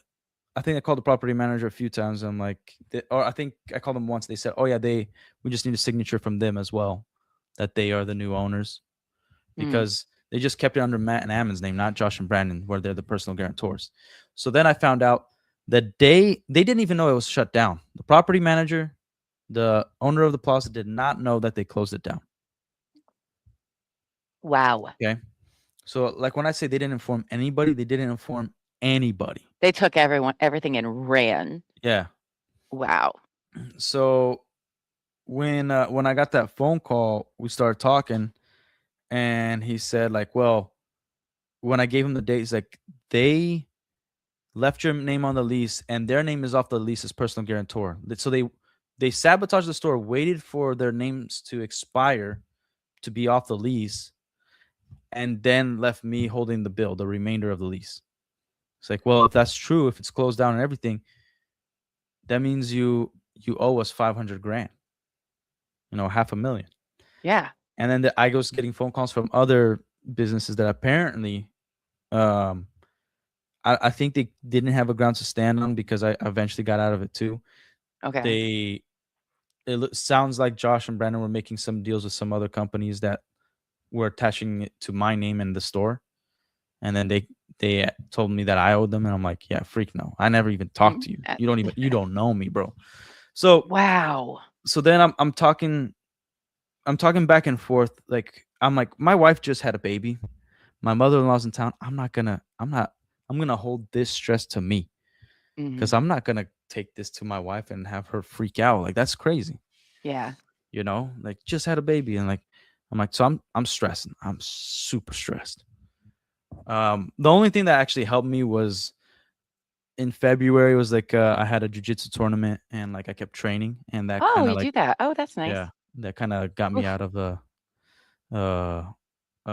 relieve a little bit of my stress, but I lost like 50 Yeah. pounds in a month. Wow. Yeah, Oh, I was shit. I bet. stressed out. I bet. Yeah. Oh, wow. So then what happened was we're talking for like a week, back and forth phone calls. And I'm negotiating because I'm trying to figure out a way to pay this guy because I'm like, he was innocent in all this. Yeah. I am gonna have to go after these guys legally, and so let me try to make my money, right? And then one day we talk on the phone and he's like, okay, I just talked to the owner because I told him the entire story. Same story I'm telling you now with way more detail. Sure. Because unless you want to be here for 8 hours, Oh, which I honey, don't I have. stream a long Yeah. time. But no, that's okay. I gotta go to work at some point. Yeah. So he was like, look, I can't take your side or theirs because I'm not in this. Yeah. All right. But this is what I could tell you. You've never caused me any problems. And I thought in my head, I was like, that's not true because we've had arguments before. Yeah. Like at this point, I thought he was just like a dirtbag businessman. I'm like, but like not dirtbag, but like a harsh businessman, right? Hmm. Like you got to fight to get a penny out of him. Yeah. So, so I was like, okay. I was like, but ever since they took over, they've always given me problems. They've been late almost every month, whatever. So do this. I'm not in the business of ruining people's lives. Why don't you just go clean up the store? I could always find a tenant and we call it even. Oh, shit. And like that day, I'm not ashamed to admit this. I cried. Yeah. That's Cried, fell on my knees, prayed unbelievably in generous. gratitude. Yeah. I was like, because that was the other thing. Like he knows that I would have to file bankruptcy Hmm. because I can't get the money he needs in a timely manner. Yeah. Like at this point, I was already working 87 hours, averaging 87 hours a week at work. I believe You know? that. I mean, that's probably what I put into all of this every week, and I don't even make that much money. But Yeah. when you're passionate about something and you really, really want that thing, you will do all of that. But Yeah. wow, that's really Yeah. kind. And It's very kind. yeah, that's very kind. So nice, Grace. Now the story gets even worse. Oh shit! Of course it Okay. does. So then we like all my employees come back out to help me out to clean the place. Hope you've been listening, Buffy, because there was a lot. I have. Yeah. And So- my mouth the whole time. Yeah. It's and it's about to get worse. So strap That's up, lock what I in. heard. We going. So we get to the store. All my employees come back to help out. Even some customers. They left Wow. Lego there. They left people's credit card information out. I have pictures of everything. They had like trade sheets out because you do trade sheets by paper, and then they finally transferred to system only. By the time I was leaving, Mhm. and they left food out, so there was like mold starting to form Oh and my whatnot. And like I didn't have money to pay nobody, so for thanks, I just gave people product. I'm like, here's this tote of Lego, here's this and I stayed there for like Mhm. 20 hours cleaning. All right. So at this point, I'm scared because I'm like, what else are they gonna do? Because they just try to ruin my life out of a whim. Yeah. Like this didn't need to happen. Cool. So then I contact lawyers again. And I'm trying to formulate a deal because again, I don't have money. Just got a newborn baby. Don't got money with 3 kids. And I contact a law firm that was recommended to me by somebody that I know that's very wealthy and owns his own business. And I was like, okay, these are great lawyers. And the guy was super nice. The lawyer, he was like, all right, we could talk, but my law firm won't accept like a deal. You have to at least put down a deposit. Hmm. Cool. But we could talk till you come up with a deposit. I'm like, all right. So I'm working. We're talking as often as I can to give him the information. And then around November, so this is almost like a year of working with various lawyers, telling my story, getting all the information. November 2025. Yeah, November 2025. Okay. And I believe So I got the that's email. recent. Yeah, I believe I got the email November 24th that they're like, unfortunately, we can no longer represent you. And I was very close on having the money because now it's a conflict of interest, meaning that They went to them. either they were aware that I was going with this law firm, or coincidentally, they hired some lawyer in that law firm to do some bull crap because it wasn't Denton. Hmm. And now they are a client, and so they can't represent me. That's wild. That's crazy So, because usually yeah. when you meet with an attorney, once you have that meeting with your attorney, the conflict becomes with anybody who comes after you. Yeah, so I don't know all the details. I know in Texas, it's very much like as soon as you have a conversation, regardless if money was exchanged, Mhm. you can't do that. But Oh, even here, you I don't even have think, to have yeah, money exchanged. Like you yeah, could call Yeah, every even single if you lawyer for a don't. consultation, and then it's how you can fuck people over. But Yeah, it's not cool. we're but not you giving can. you advice, yeah. but Don't yes, call this- every single lawyer possible to because not get once, sued. especially if you're going through a divorce. Yeah. I Well, never say that. yeah. So I don't know Ugh. if it was a state law or they just, I don't know what are all the details, but yeah, they Mhm. couldn't represent me. It's crazy. Wow. So then I love the Leco community, but it's in the influencer space, almost all of them cowards. Okay, like there's a lot of good Lego channels that I like Lego Empire doing great work. Hmm. Because like I figured I follow a lot of people in the nerd sphere, but I'm gonna try to keep this in the Lego pocket because this is the Lego community. So Yeah. I started reaching out to. I'm not gonna say which ones because I'm not trying to ruin anybody. Sure. But I try to reach out to as many Lego YouTubers that I could think of, especially the bigger ones, and nobody's willing to take my story. And I'm like, you should not partner with Bricks and Minifigs. You know, they're not honest. Like this, I'm telling you. And like, if you guys want to hear the story, I'm willing to give you the story. You don't have to put my name on it if you don't want to. Like, I don't care. Like, they took everything from me. This is well It's like, before Ben's this is- videos come out. Yeah. This is way well before Ben's videos. Yeah, way before. Hmm. And then either some didn't ever respond, some said no, they're trying to work with Bricks and Minifigs because they love them, and then one was like, if you pay me like $2,000, I'll do a video with you. And I'm like, What? yeah, you could screw you, man. Like, Or not. yeah. I'm like, I literally told you in the email, like, they took my money. Yeah. Where do you think I have $2,000 from? But whatever. So then, because a good reminder is that it took Reckless Ben. Nobody in the Lego community helped out in the YouTube space, in the whatever Mhm. journalism sphere, was able to help out Brian and Crystal and everybody. It took somebody outside of the Lego YouTube sphere, because even the previous guys, the podcast, they were collector show. Okay. They weren't in the YouTube space either. That first tried to help Brian out. You know, Yeah. they also weren't part of the Lego community. The one that was in Yeah. the first video. think so. I don't know if they were in the first talking video, about but Those weren't. That's not who you're talking about. The first group that tried to help Ben. the out, first you group that said? tried to help. Yeah, the first group that tried Yeah, to help. because I think was it? I don't think it was in I'm Reckless talking about, 'cause Ben's Brian- video. Yeah, because Brian they did talked their to own videos. one Yeah, group. Oh, Okay. there went my camera. there's Sorry. so much What happened to information your out there. camera? Yeah. I knocked it. Sorry. We're There's so much- professionals. Yeah, exactly. Yeah, There's No. so much information out there not. that you forget whose Yeah. channel said what. Yes. And- it is. I feel overwhelmed with the amount of information that's been flooding out. Yeah. So, and trying to keep up with everything.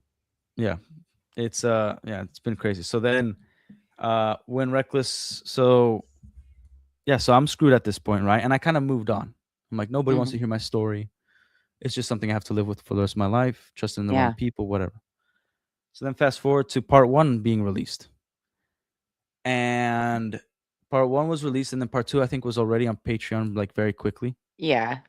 Very quickly. And I watched it, and then I emailed Reckless Ben. I'm like, you want to hear something crazy?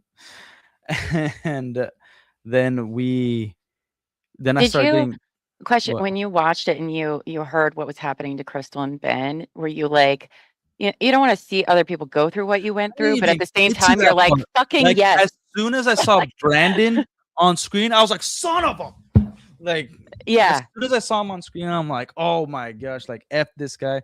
So Yeah. yeah, like I don't want to see any innocent people get hurt. Yeah. Right. And then I started putting two and two together as I was listening. I was like, wait a minute. She has a bird. She, like, this is the story they were telling me. She does not look like she's on heroin at all. Yeah. This store looks pretty clean. And I was like, okay, so like, this reckless band guy, he's legit. Because I started putting all the stories that they told me together, like every interaction I've had with Brandon and Josh. I'm like, this is exactly how this guy is. He's a pathetic piece of garbage, whatnot. Ammon's a moron. Yeah. So then me and Ben are FaceTiming, and people, like, I have employees like, dude, did you see this video? I'm like, guess who I'm talking to right now, fool? Like, and I think the phone call was supposed to be like 10, 20 minutes, but we talked for a good amount of time. Mm-hmm. And I'm like, and he's like, is it okay if I use this on a video? I'm like, dude, use all of it. I don't give a damn. Right. Like, I just feel like I'm not alone in this now. Like, please, yeah, like, please, no, I was please. just like, I want justice to be served, because Yeah. I thought I was an isolated incident. I thought they just for some reason hated me, and I could never figure it out. But when this came out, I'm like, oh, they're just garbage and doing this to a bunch of people, Mm-hmm. So then Reckless Ben and I talk, and I think at this point I got Echo Base did a small video. Nick from Echo Base Network, he was following the stories, like, oh, this is crazy. And I just commented on one of his videos, and he was like, oh, cool. Like, because at this point, the American Fork Police Department Part 2 came out. American Fork Police Department response video from Ben came out, which I'm in there for like 5 seconds, or a phone call that we first had. Yeah. Because he was very abrupt. He was like, can we talk? I'm like, yeah, just give me 5 minutes. And then he just immediately FaceTimed me. I'm like, dude, I'm driving. Pull over. And then he was like, okay, sick. And he's exactly as he is on the videos in person, or at least when I talk to him off camera. I mean. So I pull over, talk to him, whatever. And then Nick put out a video, and I just think my comment went something like, oh yeah, I used to own a store and these guys screwed me over, like F them or whatever, like I hate them. And then he's like, dude, would you mind coming on and telling your story? And I was like, and credit to them, like, it's a big risk. Like, at this time, it wasn't the story that it is now, like, it was just catching on, especially outside of the Lego sphere. Yeah. So then we do the interview, or right before the interview on June 1st, I get the phone call from Matt McNeff, and doing damage control. And he's like, the phone call started off, first of all, he's recording it, and then it started off like, I'm calling you because I'm hearing that you might tell your story, and if you get yourself involved, it's not going to be good for you, and I consider you a friend, and that's why I'm calling you. And I'm like, first of all, I already talked to Reckless Ben, so suck it. So like, this phone call means nothing. And second of all, it's weird how you treat your friends, because I've never left my friends $500,000 in debt and try to ruin their damn life. Right, where you been the last year, bro? Yeah, and I'm like, and friends you haven't talked to me for like a year and a half. That's not really, I don't really consider that a friendship if we haven't talked for that long. You didn't call to see how I was doing after the fact or whatever. And then he was like, wait, hold up. Yeah, and like, again, I've said this a million times, I can't believe in him, but it sounded like he was being genuine. But with everything I went through, can't believe in him. If it ever surfaces this phone call, you guys could tell for yourself. Well, actually, half of it wasn't even recorded, because he was like, tell me the story, because I'm not aware of them shutting down the store and leaving you with the bill. It's the fucking chief operations and owner. officer. He's the and CEO owner. and owner. So I'm like, so you're that bad at your job. The first thing I say to him, I believe it's the first thing I said to him, like, if you're like, Matt, you're the owner, And if you weren't aware, that's even worse. That makes you incompetent. Mm-hmm. Okay. That's bad. That doesn't make it better. No. And so then I go on and tell them a little bit of the story of how they did it.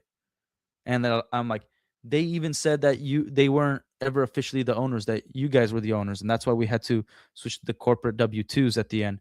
And he's like, that's not true. Like he was sounding mad at Josh and Brandon. That's how he sounded like. And then he's like, okay, I'm going to take this off recording. And he was like, look, how can I make this right by you? I did not know this, whatever. And I'm like, Matt, logically, I'm like, I'm not going to believe you. Because this is where it's difficult. Like we used to be friends, right? I thought we were friends. Yeah. So it's like my heart, like I feel like I have like a good heart. I'm like, I'm wanting to believe you and forgive you and all that stuff. But everything you're doing to Crystal and Ben, you have a RICO case. This is insane, man. Mm-hmm. Wow. Like you could end this today if you wanted to. That's what I told him. So like I can't get myself to believe you.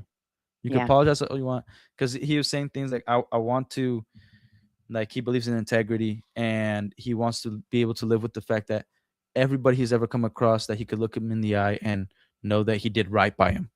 And I'm like, well, I can be the only person you'll ever look in the eye and know that you did not do right by me because you guys screwed me. And because I'm willing to, anybody who calls me, I'm not gonna hang up the phone. I'll talk to you. I have you ask anybody that knows me, I have no problem with confrontation. Zero. Yeah, it sounds like it. Yeah. And respectfully. Yeah. It does sound like you're even very respectful in confrontation. I was super heated, but right. I was trying to maintain. I'm like, I'm being recorded. And I'm like, all right. In order for me to get my point across, like I have to bite my tongue. In Brazil, in Portuguese, we say engolir sapo, which is swallow frogs. I'm from Brazil, by the way, if you guys didn't know. Yeah. That's awesome. And so I was like, okay, whatever. We talked for like an hour, and I said, like, here's my one piece of advice for you. First of all, your brother's a dick. Tell him to stop having interviews because he just comes off as a non-human robot. Yes. Second, get rid of Josh and Brandon, because if what you're saying is true, like these guys are the ones that are definitely lying to everybody and maybe to even you guys. But unfortunately, guys, you're backing these morons up. I use the other word. Say moron. And I don't think it was because of me. And then on June 2nd, I get a phone call again from Matt, and he's like, I just thought you would like to know that we parted ways with Josh and Brandon. And I'm like, okay, hang up the phone. And I call back. I'm like, why did you call me? What was the point of this phone call? And he's like, well, I just thought you should know. I'm like, how's that going to help me at all? Why would I care? You could blow him tomorrow. Why would I care? Yeah. Like, and did you part ways for good reasons or for optics? It was for optics. Yeah, well, Let's be honest here. Yeah, I didn't keep asking questions. Yeah. He asked like, did you think about, is there anything you can do? I can do to like rectify or whatever? And I'm like, yeah, you could send me a check of $500,000. Because I let him know, like, you don't have no idea the stress I went through of having a newborn. Like, you'll never be able to feel that because you're done having kids. You're never gonna feel that, man. Like, I can't explain it to you. And he's like, oh, it'd be great if I had that kind of money to throw down. I'm like, oh, you have 300 stores and you don't have $500,000? Right. That's what I was thinking. But I'm like, all right. Those attorneys are gonna cost that. Yeah, and I'm like, well, that phone call wasn't recorded. Again, I know I should have recorded and whatever, but like, yeah, whatever. So, in all intents and purposes, the words he used, he was trying to fix things, but I can't believe in him. Yeah. And if you guys ask any franchise owner right now, they still want McNeff to be the CEO. They'd rather have him because they believe that he's like an angel.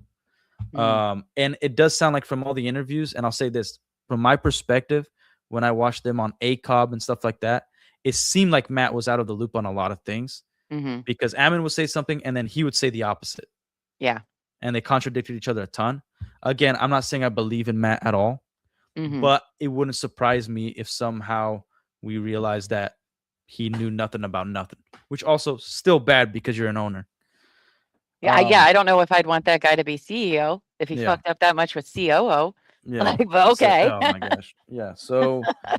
So yeah, and that was my last phone call with him. Apparently, like the clock is ticking. They could sue me at any point, but Yeah. have fun because Have I'm still gonna fun. keep talking. Like, luckily, I started this YouTube channel in the store because Oh. I had a other YouTube channel for the store Mhm. called Bam Rebel Command because we had like very like this green Star Wars panel Mhm. was part of the entrance. And we were doing like a Death Star entrance when you walked in the store. It's like a deep compression zone. It's awesome. And then we had mainly Star Wars, nothing Disney Star Wars because that stuff sucks. It's not real Star Wars. Disney can go shove it. Disney and their talk about some Yeah. takeovers that I have strong opinions about. No, their princess stuff is really good as long as it's not live action. It's pretty good. Yeah. Yeah. But yeah, I had Bam Rebel Command and we were doing it for the Bricks and Minifig store, right? But then I got a call from corporate being like, "Oh, you should change your name to Bam Loot's location or whatever." I'm like, "Well, then that just nobody's gonna find us because if they just look Bam, we're not gonna stick out." Yeah. Like, and they're like, "Oh, and you should change it to our logo." And I'm like, "You know what? I'm not even gonna post anymore on this channel." And it was doing way better than the Last Relic, right? And so then me and one of my employees, we started the Last Relic to talk about movies and movies that are good, which are relics of the past. You know, Yeah. like comics, you know, nerd stuff, whatever we want to talk about, cars, fighting, whatever we want to talk about, really. And it was just gonna be a podcast, and then we did at the store at night when after hours, and then I started doing YouTube again, and luckily, like it kind of all worked out in a way where like I'm doing YouTube and then this comes out and I'm like, ooh boy. And I didn't really put it out on my channel because I felt like it would be more important to put the story out there on bigger channels. Yeah. To highlight how much pieces of garbage Josh and Brandon in because I felt like they didn't get enough coverage of how terrible people they are in some of Reckless Ben's videos, right? Yeah. I felt like a lot of the videos hijacked by people who have hatred towards the Mormon Church, who have hatred towards police departments. So it's like also all stuff important to highlight. But remember, Brian is the one that doesn't have his Legos back. Reckless Ben is facing a RICO case. The Gormans got screwed. That's important to bring the story back and tie this in, which I think now most people are doing to like keep the story alive, especially while the gag order was happening. Yeah. I was like, yeah, and the reason I tell my story is because every single person that's involved in Reckless Ben's case and Gorman's was involved with me. It shows a So, pattern. yeah. Modus operandi, if you will. But I mean, I guess like the interesting thing about all of this coming forward is it does have the aspects that make it a broader story. So there are, you know, more different groups that could cover this story and get it out there. But I've observed because we were a little late to the party because my sister-in-law passed away at the beginning of June when the school Oh, I'm was so sorry. in. Oh, it's okay. How are you guys doing? You know, better-ish, but you know, grief it comes and goes. And how's your So brother? Oh no, it Your was brother? my partner's sister. Okay. Okay. My sister-in-law. Yeah, your sister. Okay. So he's doing okay. You know, it's tough when you lose somebody young and like that close. Yeah, I don't know why I relation to said you. brother. Like That's okay. I do have a brother, but no, not that one. But yeah, how's he doing? He's doing all right. He's doing all right. Thank you for asking. But that made us a little late to get on the party because I was No, like, no, I your cannot family's the most take important in. thing. I got it. Yeah, it was very all of a sudden. So it wasn't even, you know. But so like when this all came out, we were a little behind on all of that. And we were looking at everything and we were just like, wow, okay, this is such a big story for so many reasons. Because I know a lot of the different communities, they're not into the law world, the legal world, how all of that works. But the number of victims is growing with Yeah. each and every day. And I know some people are like, well, it's just money. And it's like, yeah, but it, you had a newborn baby and other kids and how stressful it was. There is not a monetary value to get back your time Yeah, and of what they I contribute. wasn't looking for pity either. It's like, No, oh, just because I have a baby, you should give me not at like all. special treatment. I'm like, I just want things to be fair. Exactly. And Yeah. I think you coming out and talking also gives more credence to Crystal and Ben. Her Mhm. husband Ben, not not reckless Ben, but also it helps him Yeah. too. Yes, but to be like, this is real. Like this is not just like some conspiracy thing. These people have a habit of doing this. I've interacted with them because they really did what their first thing. Let's throw Crystal and Ben under the bus. And to Mhm. some degree, okay, they didn't do everything perfect, but also they're not because the BAM people like to do a lot of whataboutism. Well, what Yeah, yeah. about them not keeping books right? Forget that Yeah, we yeah, yeah. didn't have a list, you know? So for you and some other, because obviously you two are not the only franchisee people this has happened to, Yeah. from my understanding. Yeah. There's quite a few. Mhm. And I do feel very horrible for all of those that are running the bricks and minifig stores on their own right now, because I don't think people understand, like, those people aren't corporate and they have put their life savings into Yeah. these franchises and it's And some horrible. opened up like months before this came out. So it's like they're Yeah, already screwed right off the there bat. it is. And it's so sad because they are going to be victims of BAM as Mhm. well because Yeah. of the damage they're doing. I can't believe, I love watching their interviews because it's unbelievable that they would say this stuff out loud in interviews. But Yeah, let them. Let them. yeah, yeah, but my heart does go with everybody, that has and runs Mhm. these stores because the amount of damage it can do, it's just rippling, and that's Yeah, really heartbreaking because they I didn't was do nothing wrong. I was saying this on yesterday's stream because like I was worried about, how Ben may be trusting too many people, handling things, whatever. Mm, That like some of these people's like lost their entire lives, like they lost their houses, their like everything, and that's the kind of stuff that would push a person past their mental limit. yeah, And that's the kind of people it can make a person, feel like life isn't worth living.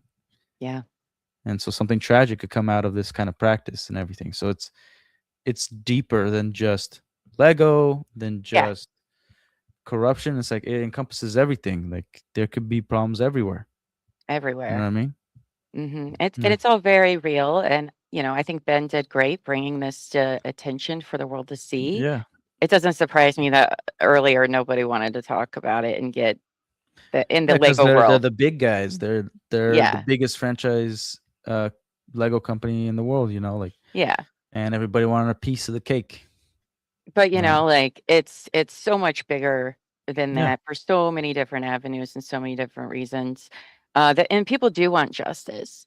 But as we bring up Ben's new Mhm. video, it's not great. I mean, it's a good video. I was thoroughly entertained, but Yeah. in regarding, it makes me nervous. It makes me very nervous for him and for the other people involved in these cases and who they're up against. Mhm. Uh, Look at what they did when nobody was watching, with you, with other franchisee owners. Yeah. Um, they'll go to any length to Oh take what yeah, people they're said and like twist it.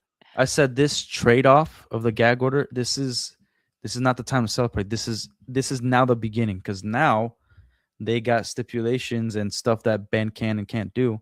So they're waiting for him to make a mistake.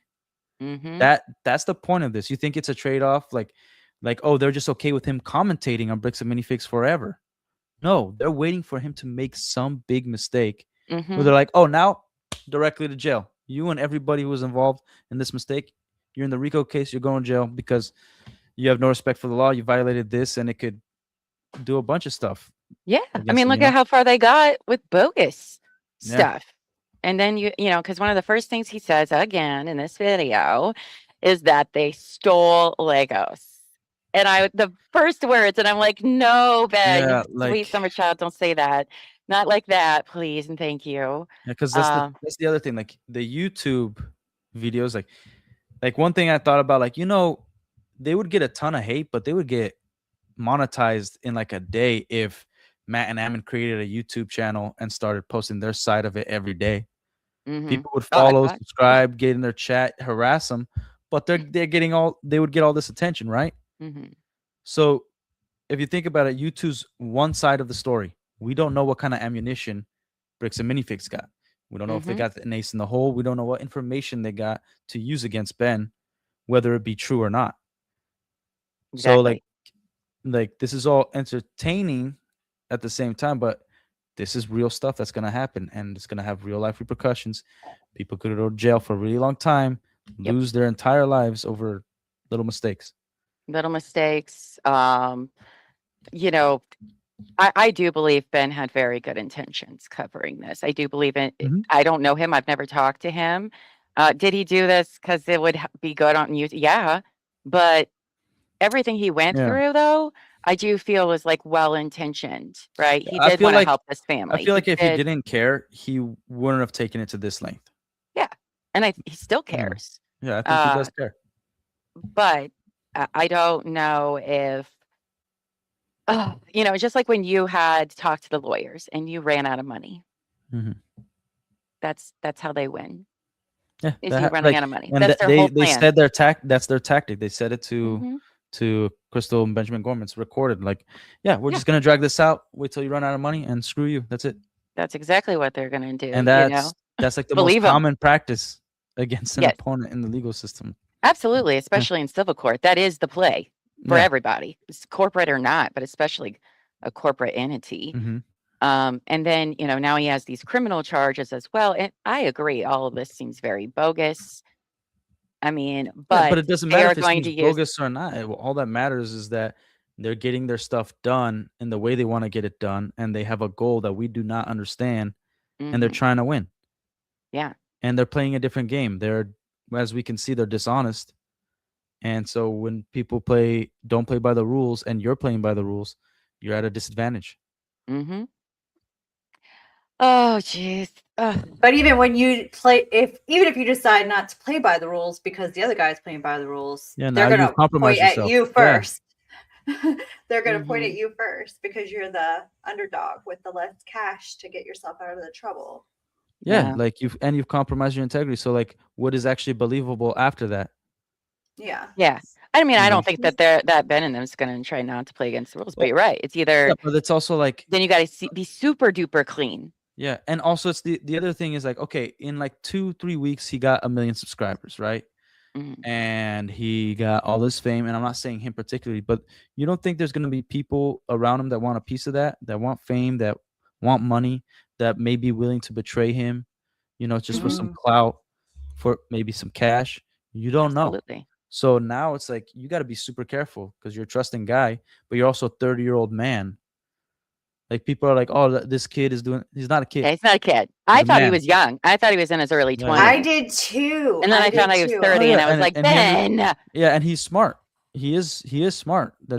But he's clever. Sometimes clever will override that, right? He has a lot of ideas. He was also a professional athlete. He's competitive. Mhm. Like that stuff doesn't go away. Like you got to understand, like and at this point, Bricks and Minifigs don't underestimate Ben. Maybe in the beginning they did, but now they know who they're dealing with, so they're gonna go with everything they got. Yeah. It's a pretty And the internet. simple math. Like I don't know how people are not comprehending any of this. As No. Buffy saw in the chat yesterday. Yeah, it was fun. It's interesting stuff. It's just Yeah. not, it's not the real world, you know. Unfortunately, we all wish it was different. We all Mhm. wish that Ben could just walk in and be like, "Here's XYZ," and they're like, "Yeah, you're right. They are the bad Yeah. guys. Lock them up." And maybe someday that might happen. But in the meantime, every day is going to be a battle. And maybe we've won one battle in the entire Yep. war. It's Yep. still, you have to have that mindset when you are in a legal game. They're at Yeah. war. And every day Well, yeah, they're and going to be looking for a way. yeah, and that's the other thing. Like I saw somebody say satire in the chat. It's like, well, that doesn't matter. This is the legal system. I don't care that you didn't mean it that way.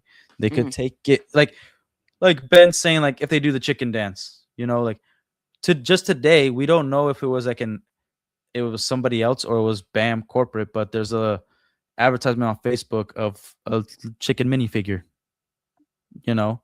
And then what if one of them does decide to do the chicken dance? He said he'll apologize, like he'll accept that as an apology and move on. Mm-hmm. Because then if you don't move on, and the court's like, oh, we can't take you for your word. You said you'd move on and you didn't.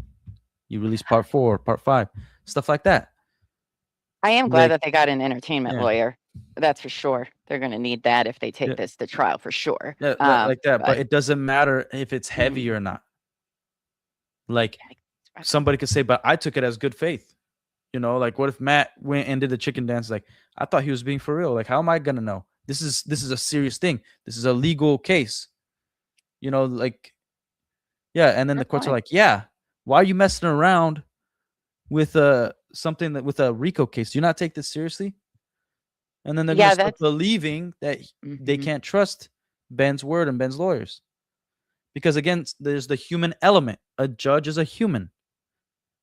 All right? Like if you start convincing people that you don't give a damn and that you are just a funny guy, and even if that's not your intention, it doesn't matter what your intention is.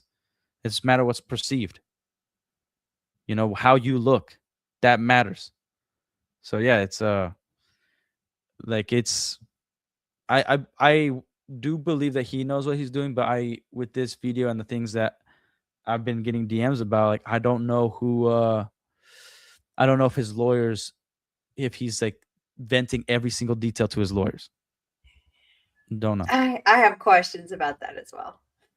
Yeah, go I ahead. don't think he's running stuff by his attorneys, and if his attorneys are king with some of the stuff that he's putting out, then questions about what.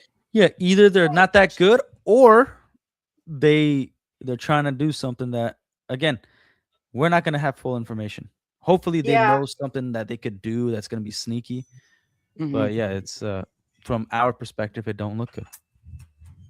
Yeah, because that was like my first comment after we watched the video the night it came out, just me and Llama behind the scenes together. And I was like, yeah, I don't know if any attorney, I am so shocked. Yeah. I was like, oh my, especially the Lego where it's hit, what Llama brought it up, the Legos where they're beating up, who is it, Eamon? Yeah. Or Eamon? Yeah, I was like, oh my gosh, if you thought the explosion on corporate office was bad, they're going to really take that and run with it. Yeah. As a threat. Like, that's the explosion one, I was like, oh yeah, that's obvious satire. No way a juror is gonna be like, oh, you took that seriously.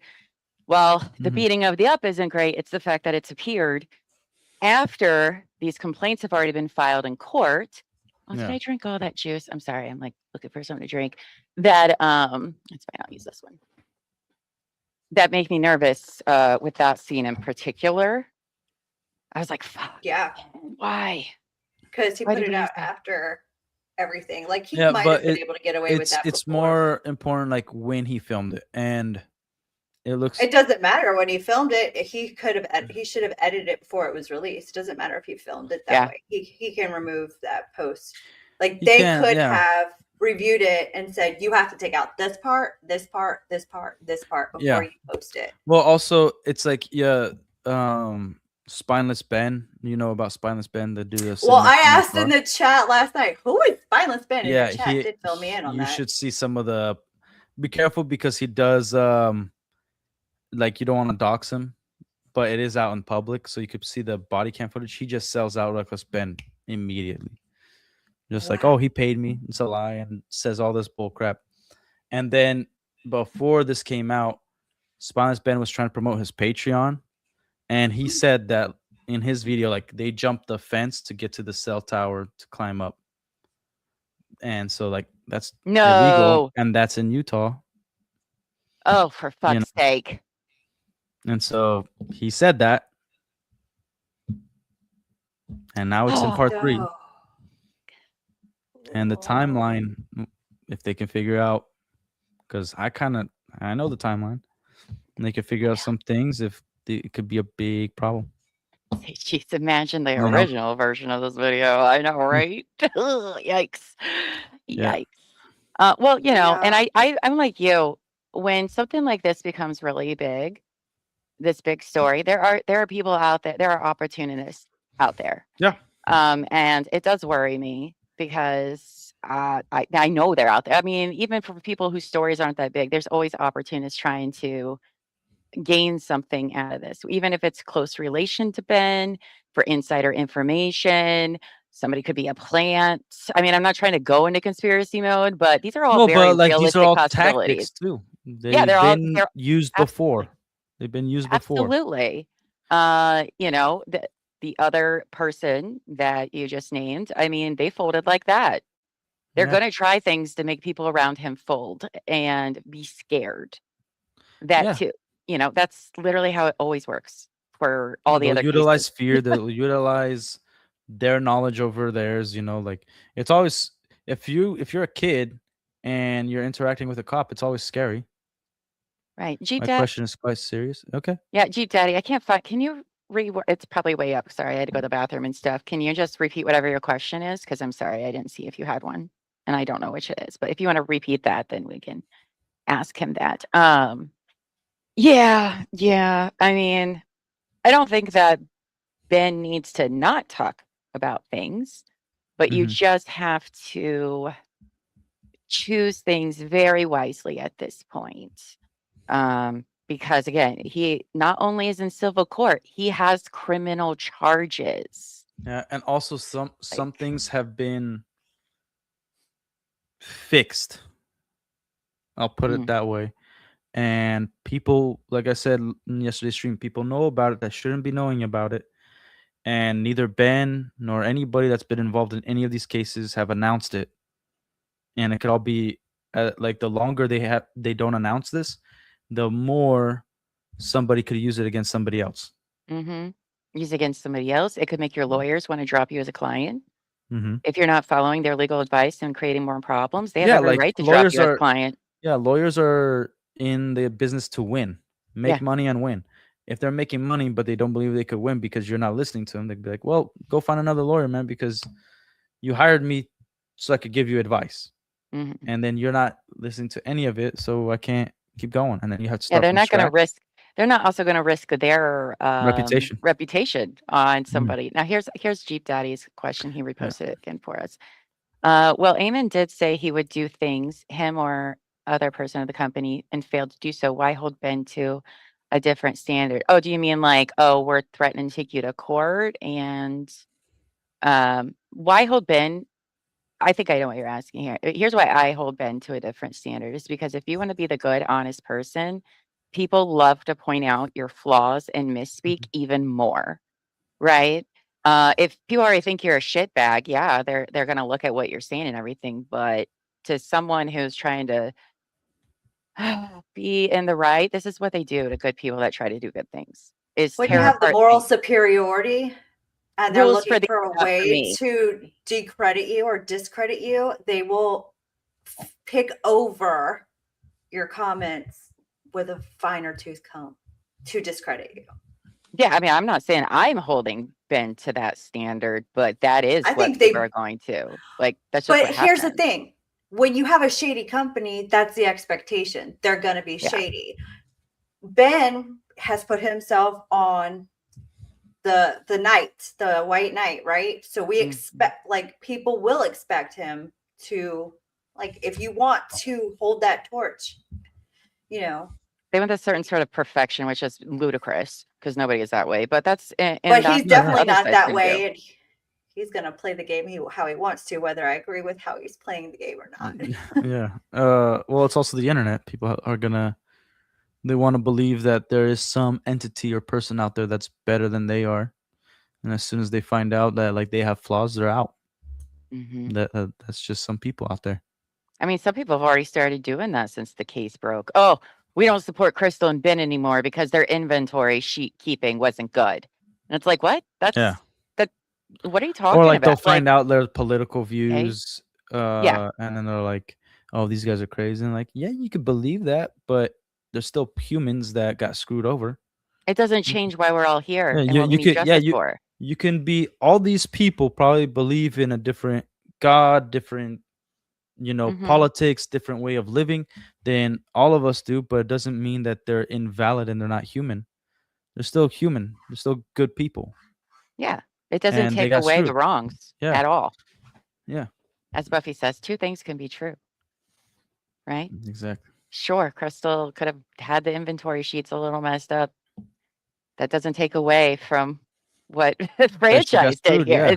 yeah. It doesn't really change that much because they didn't bother in the first place to rectify anything. So Exactly. it's moot. Moot. Oh man, that word keeps coming back. Moot. You don't like it? Moot. It's a moot point. Moot. Yeah. And another thing is that, they're a corporate, what they're doing, and they've probably already done it. I think some of the discourse in comment sections and stuff is PR bots. I right? wondered that too. They There's want to an divide awful lot people. of people coming into chats now that seem very Bricks and Minifigs like sided. It's Like, possible, and I'm like, possibly franchise owners. I was wondering that. I was like, where did all these people come from? Because And not that people lot. can't, right? Not that people can't like have their own different opinions, but it's the way that they No. talk that you're like, that doesn't even sound right. Like, what are you No. saying right now? No, it just I don't think I've had any almost- bots yet, or somebody that seemed like a bot. It seems like a campaign. Yes. Mhm. And they do this for other large legal cases. People may not be familiar with that, but that is literally a strategic tactic. It happened in Det v. Heard. It happened in the Lively Baldini one. I would It say happened in half of the Karen people Reed. that- Yeah. It happens in big profile cases all of the time. And I can guarantee you it is happening now. I didn't know that. Oh, yes, Oh, that yeah. that is no secret at all. Just Google like the Det v. Heard and you'll learn all about the bot campaigns. Okay. And it happens in other like political trials, like Kyle Rittenhouse, things like that, Yeah. where you're like, there's no way you've actually paid attention to anything. It's kind of weird. Because Buffy and I do not agree on stuff we cover all of the time, right? Yeah. But we've at least taken in the information and decided our own opinions. Where some of these, you're like, have you even paid attention to anything, like at all? Yeah. Yeah. Like, what reality are you living in, buddy? But that's another thing. I think I've said some things. I mean, we're not a big channel, obviously, so not a lot of people are listening to us for anything. But I said a few things about this community that's starting up here, and that's one. There needs to be more organization. So we've been covering this case of Laura Owens, where she said she got pregnant by the Bachelor, Clayton Eckert. Anyway, it's all a bunch of lies. It's a wild, wild story. And when his story came out, none of the Bachelor people wanted to touch it. Similar situation here. Okay. But the good thing about that community, because the community itself did so much research into all of the lies she was telling in court filings and motions. And she was not a court, she was just a person. All right. And there's a lot of bullshit. Now imagine if it's corporate. But that community, they did a lot of the legwork, a lot of the detective work, and saved the lawyers a lot of time.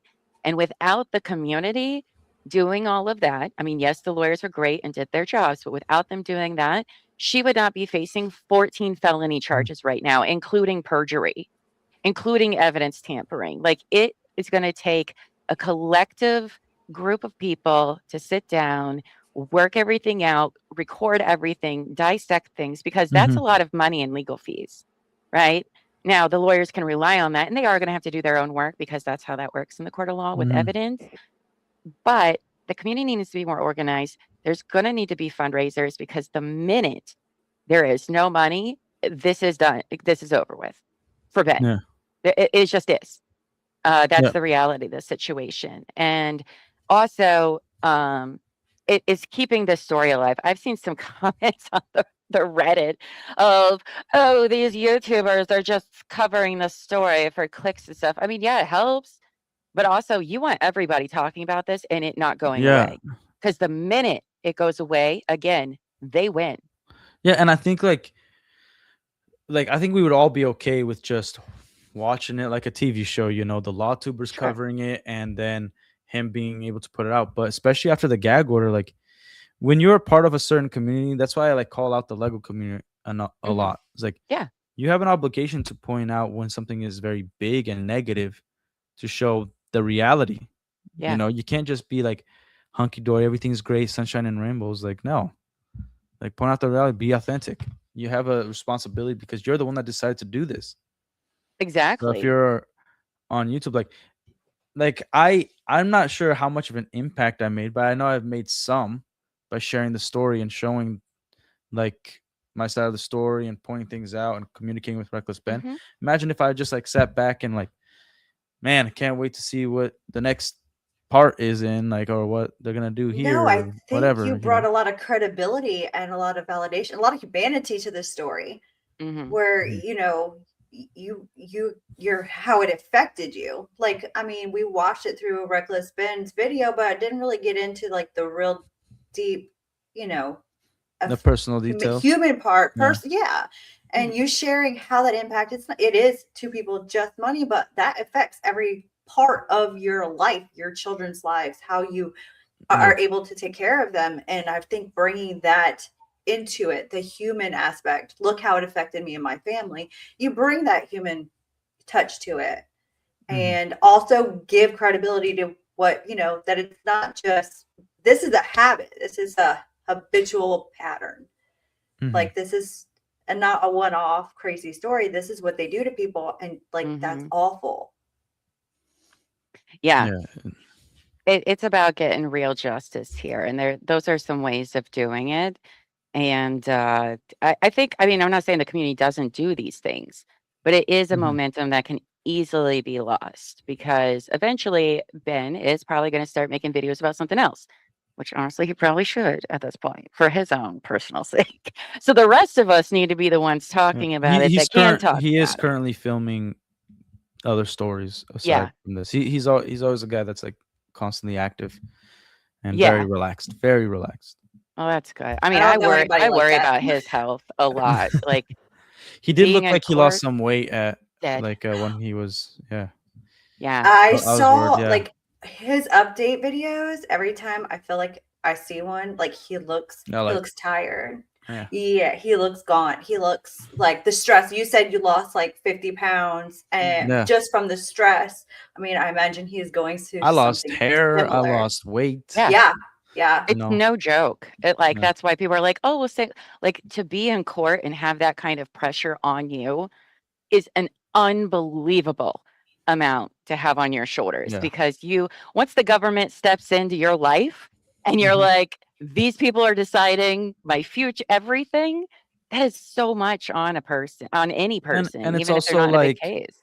it's not that it's echo chambers either. It's like there are people against Ben on YouTube, on the internet, Mhm. all that stuff. So he's also like, he can't please everybody, No. but Mm-mm. it does get confusing because some people just want to hate, obviously. But Yeah. when you do everything right and you're like, why is this person, like, I remember I posted like the Lego, like a short, the Spider-Man Lego, and it's just with the Sam Raimi music in the Mhm. background, Mhm. and it's like 5-10 seconds. Like, first view was a dislike. I'm like, what did I do? It doesn't take It, much. it, Nah. it's just a Lego Spider-Man head. Like, damn. Like, that's crazy. So yeah, some people just All want to the hate. hate. Yeah. Yeah, it's They wanna true. hate. It's true. But see, I don't feel like we call out balls and strikes. I feel like Mhm. I feel like we call out balls and strikes. You know what I'm saying? We're going to like say it if we think he did.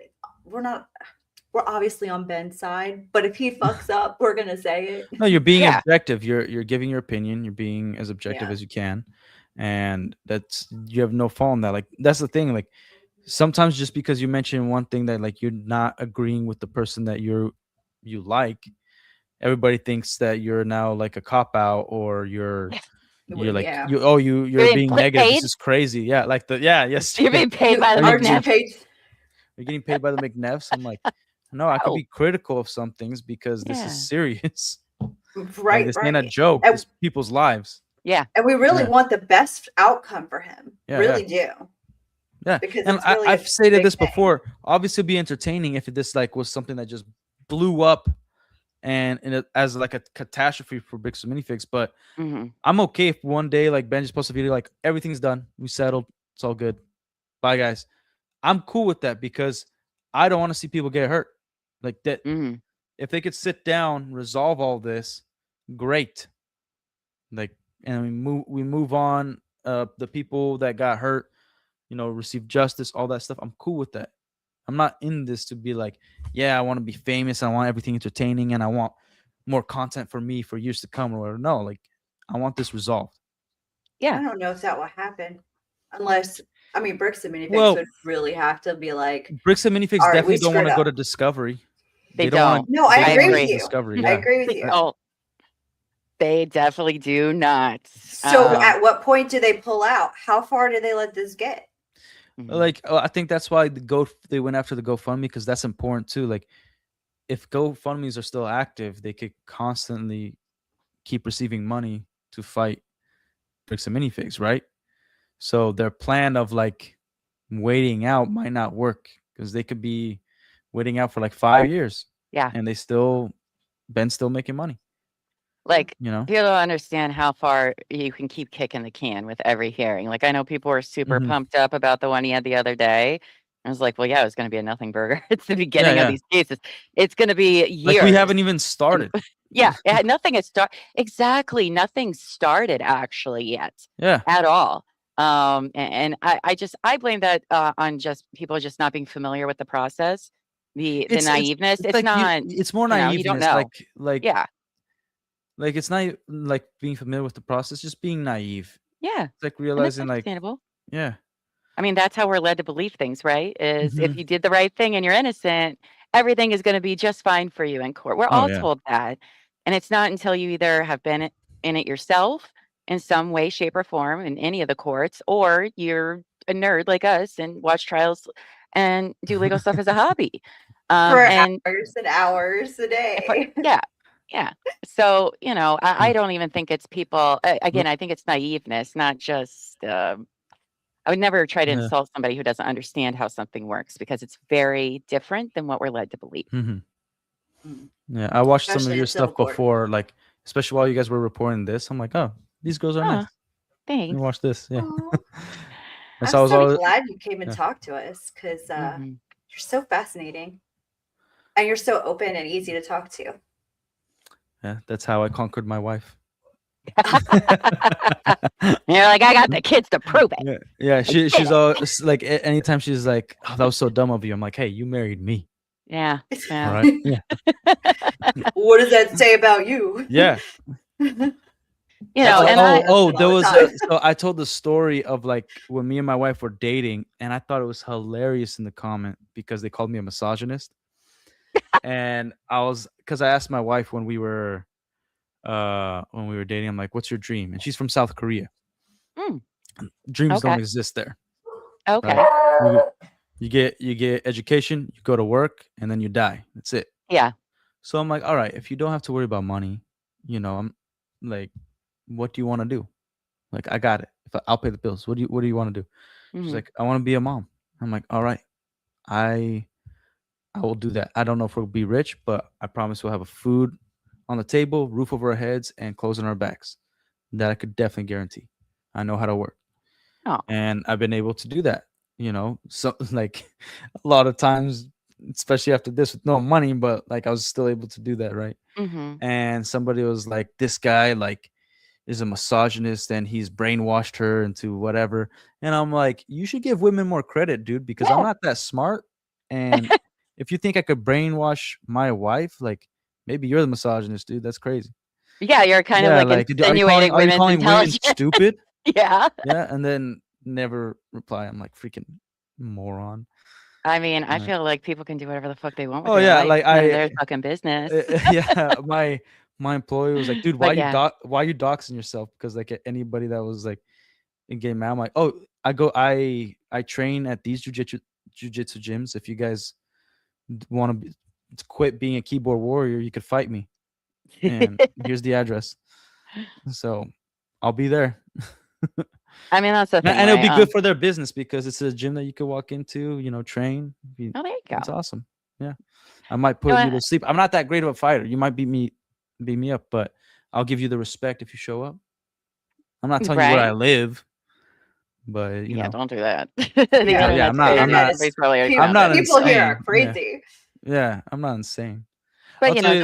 don't let Yeah, people like write comments that are gonna make you feel like a shitbag person. I mean, in the end, you're the one who went through this, oh, not them. oh, nobody can. And I always say this, like getting stabbed hurts worse than words. Like we're fine.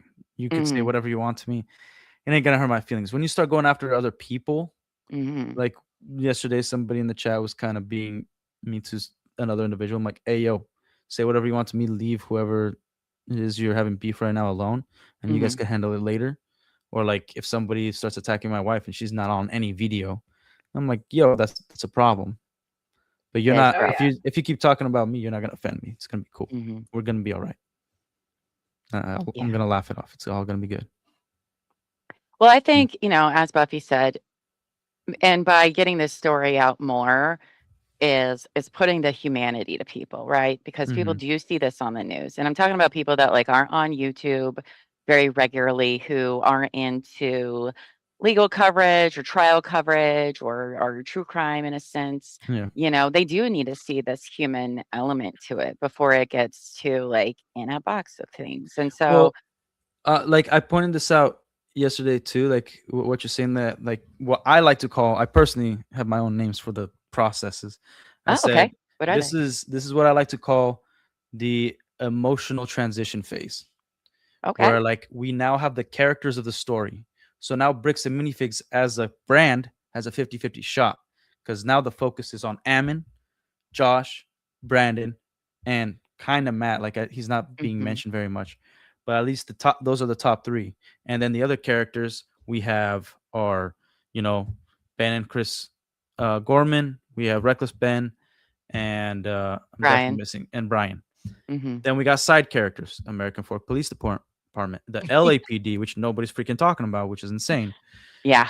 The Provo Police Department, and possibly other police departments, and so then the other minor characters, other franchise owners or franchisees, whatever. So now it's a full blown story where we're getting away from the brand and we're trying to figure out all the details. Hmm. We're following the path. Because how many companies still exist to this day and the CEO, the owners did some nefarious bullcrap, they're still around. That's true. So Bricks and Minifigs might be all right.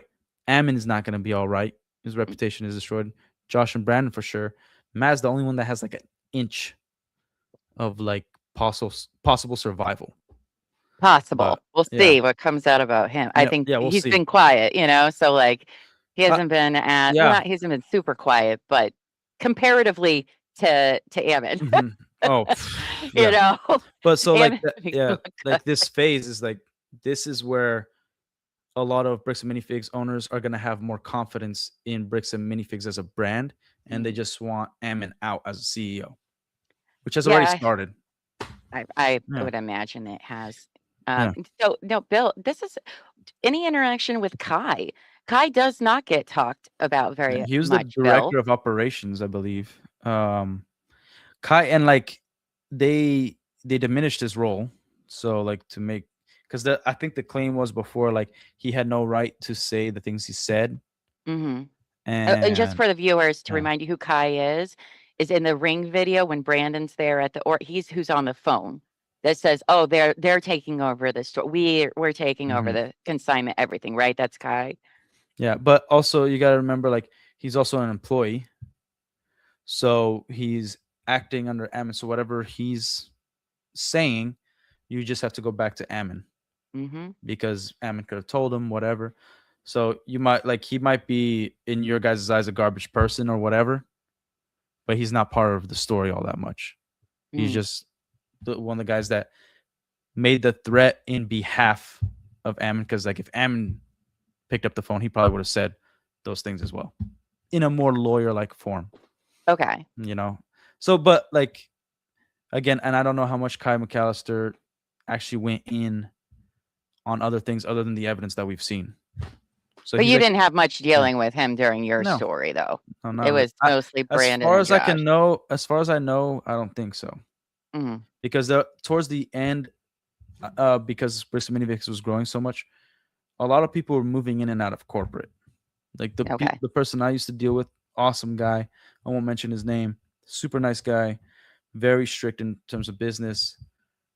He's no longer in was no longer in corporate before I got screwed over by Josh and Brandon. He was already gone. And so then there was a lot of moving parts. Like we had the same accountants, me and corporate, for a time, and then they eventually had their own accountant in the corporate office. So there's like there was a lot of moving parts. So I could have had a phone call with Kai McAllister, but it might have been one or two that I don't even remember. Mhm. You know, because I didn't really need to call corporate all that much. Right. Yeah. Oh, well, I think that's interesting of And we had who. Slack, so like we're messaging, we could communicate with all the owners on Slack, and also with anybody in corporate, and even direct message Amin or Matt on Slack as well. So Okay. everybody's on there. Anybody that's a part of Bricks Minifigs is on Slack. It's hard for them to assume, deny in the future about how out of the loop they were if Mhm. most of it's done with on Slack. Like they were included in conversations. Yeah. So right right? now, Benjamin and Chris are trying to get the Slack messages because most of their communication is on there.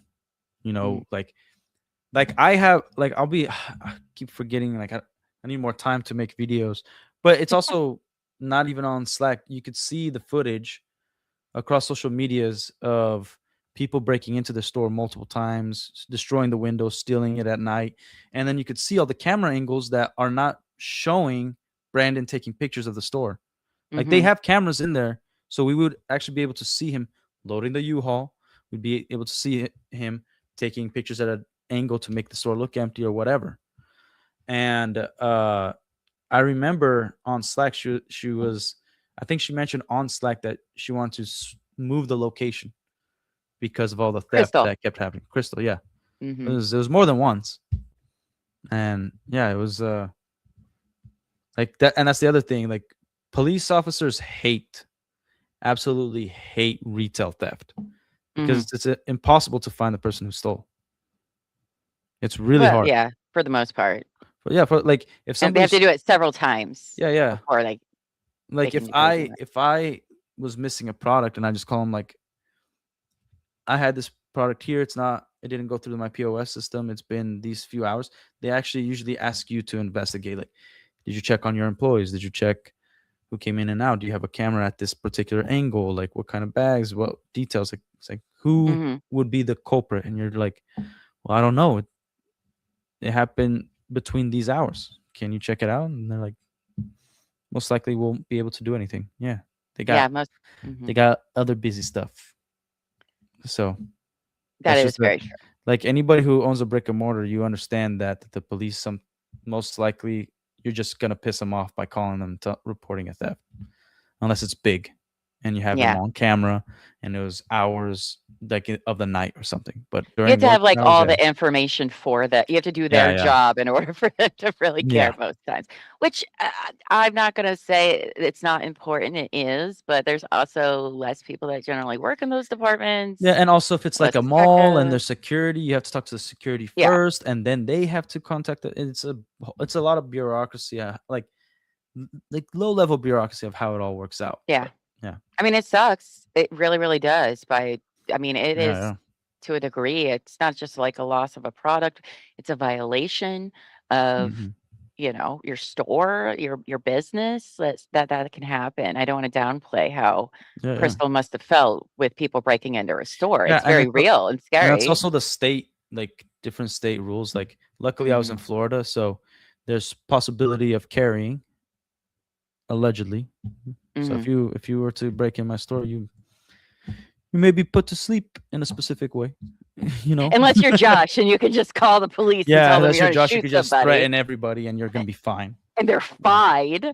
That I know that's how I know that was a setup. It was such a fucking Well, yeah, setup. like There's no way. so if you see like in part 3 when Amin is making up that lie Mhm. of, oh, they threatened to burn down the place or whatever, because you on, I think it was the ACOP stream, he pointed out like, oh yeah, I was distraught. It was at the end of the day, and it makes me out to be like the craziest person on the internet or whatever he said. And so Josh has already used the emotional point of like, I was very emotional, and so then like they can't take his word for it because he was in a very emotional state. So they've already set themselves up to make that claim later. Oh yeah, like it was very emotional. A lot of things were happening. I felt like I was being harassed, whatever. And they're like, okay, we'll chalk that up to like you weren't thinking straight. And then boom, let's move on to the next thing.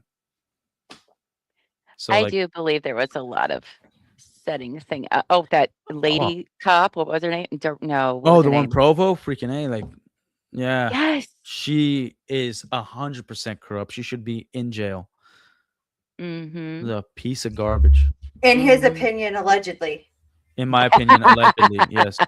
Thank We're you. doing our Thank best, you. guys. We're doing our best. This whole freaking stream is alleged. Yep, it's Yeah. all alleged in our opinions. No, that was very it's very disturbing to watch. Yeah, Her, in my opinion, of what I use my own eyes and ears to listen to, basically leading Ammon to say, like, to try to get charges where his problem was. It was yeah. unbelievable to watch. It's like, hey, And Reckless Ben is innocent, but let's make him guilty. mhm. It's like, what are you trying to get in his pants? What the freak is this? Yeah, it's weird. Yeah. Like, she had such like a lady boner trying to appease Ammon. It was weird. Like, what is happening here? But I do think the police aspect of things has messed up a lot for Bam. It's not great. Mhm. That's for damn sure. I will say the people that are very into police watch, if you will, right? Corruption, things like that. Yeah. I mean, we look into that too. I'm not saying it's not important, but like my partner, Elbow Fee, like that's all he watches all the time. It's First Amendment auditors, police auditor, all that sort of thing. And those people, they do not quit. All right, they don't quit, they don't give up. They're always Mhm. talking about it all the time, which is a great thing. It Yeah, is its own in itself, its own community, and well, it's like, very important to this case. yeah, like I But support police officers, but yeah, they are scary because they not absolutely, only hold a gun, they enforce the law. They got a lot of absolutely. power that if they're unhinged, it could be a problem. It could be a very Corruption, big all of problem. it. Yeah. So like regardless, even if they're in the wrong, they still have the ability to take your life and ruin it. Mhm, mhm, and Yeah. they are protected in a lot of ways. Yeah, Mhm. do you know, because I have not been able to Allegedly, pay just so Buffy could be comfortable. Allegedly. how do you know? Because I haven't been able to look into it. I know Sheldon and them hired a lawyer. Have they filed anything yet? I was kinda MIA I over the think weekend. Sheldon, I think I can't say for sure, but he did give an update on his channel. Okay, I'll So have to go I'd watch. recommend watching that. Like Yeah. I don't want to say anything out of turn.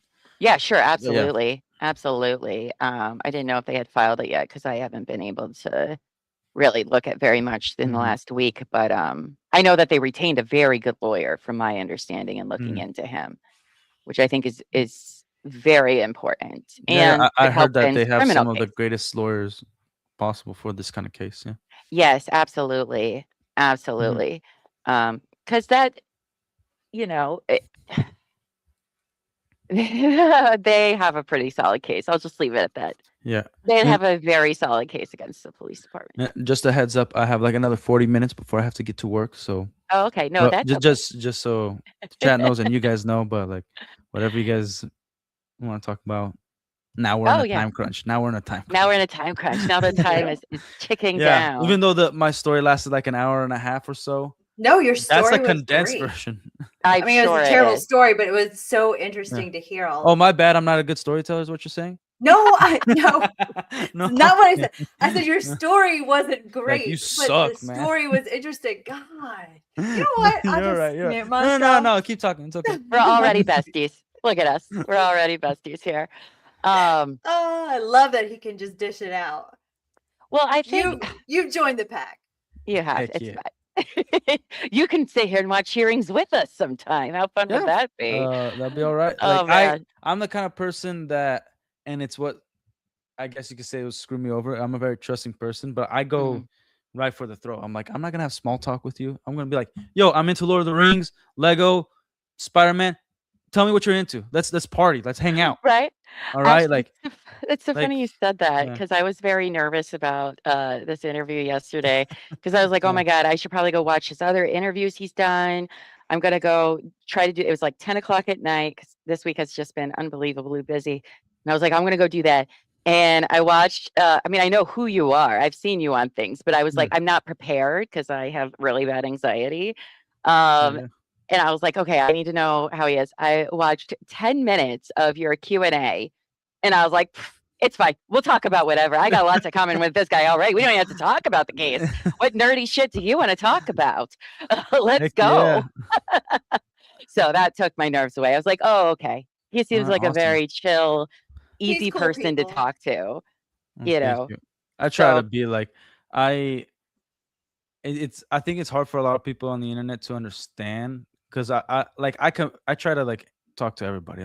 I'm just mhm, that open. Like obviously, if I ever get like really big, I'm not gonna have time to answer yeah, every comment. But for now, like if I have time, I'll do it. And a lot of people were like, "You seem like a good person, but you're very offensive in the words you use." I'm like, I can't control what you're offended by, and I don't know how to explain it's that to true. you. I judge the individual. I don't rope you guys anybody into any type of group or whatever. If you Mm, don't like what I have to say and you want to judge me on that basis, I feel sorry for you. But right. I believe I care a lot about people. I have a good heart, even though I might not use words that you as an individual might like. Hmm. That's it. It doesn't, I mean, that's, Because it comes from a good place of the heart. yeah, Because like I I've learned quite a bit of languages. Like Portuguese or English is my third language, right. Because and Brazil is what? Portuguese and Spanish, yes? Portuguese, just Or Portuguese. just So I Portuguese? learned Spanish Okay. here, and then I served an LDS mission in Boston, and I did Oh, it in shit. You mainly. were Mormon too? I am currently, yes. Oh, you are Yeah, currently yeah, Mormon. Oh, no shit. yeah, yeah. Sorry. Well, I guess that's probably not appropriate to say, but Nah, you're oh, wow. fine. It doesn't Okay. matter. I did it mainly in Chinese speaking and Haitian Creole. So like my I even spoke a little bit of Mandarin yesterday on stream, but like Hmm. it's not good.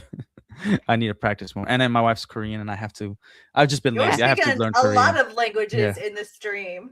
that's amazing. yeah. I was like, I hope he Thank just you. speaks English because I'm not gonna be able Really? to understand anything. I'll stick with English. You're Yeah, gonna need I to say, be subtitled. yeah, I say Eastern languages are very difficult to learn for those that know Yeah. Latin languages because they're very different, yes? yeah. But it's like it's also about culture. So I think a lot of Americans sometimes that have a hard time when they're learning their second language Hmm. because you have to connect emotion, like Hmm. physical discomfort at times. That's how Yeah. you memorize. Okay. So being Latino, like you're more expressive. So you just say bull crap and then you get made fun of and then your body remembers that and then you pick things up a lot quicker, Okay. you know? So if you like even if you're a shy person, you have to get rid of that and just screw up. Have And some then you'll humility. yeah, and then you'll Yeah. realize you said something wrong or even something awful and you didn't mean to say that and that embarrassment like when you learn a curse word in a different language it's usually the first word everybody learns because somebody's like, "Oh, don't say that." And you remember that emotion, that feeling like and you're Hmm. like your brain just locks in. I remember when I was learning Mandarin on my mission, uh my companion was from we call them companions, like the person you're with, right? Okay. So I'll say my friend, so it sounds less gay. Uh, so he was, we had a rule that if I couldn't say it in Mandarin, the groceries, we couldn't buy it.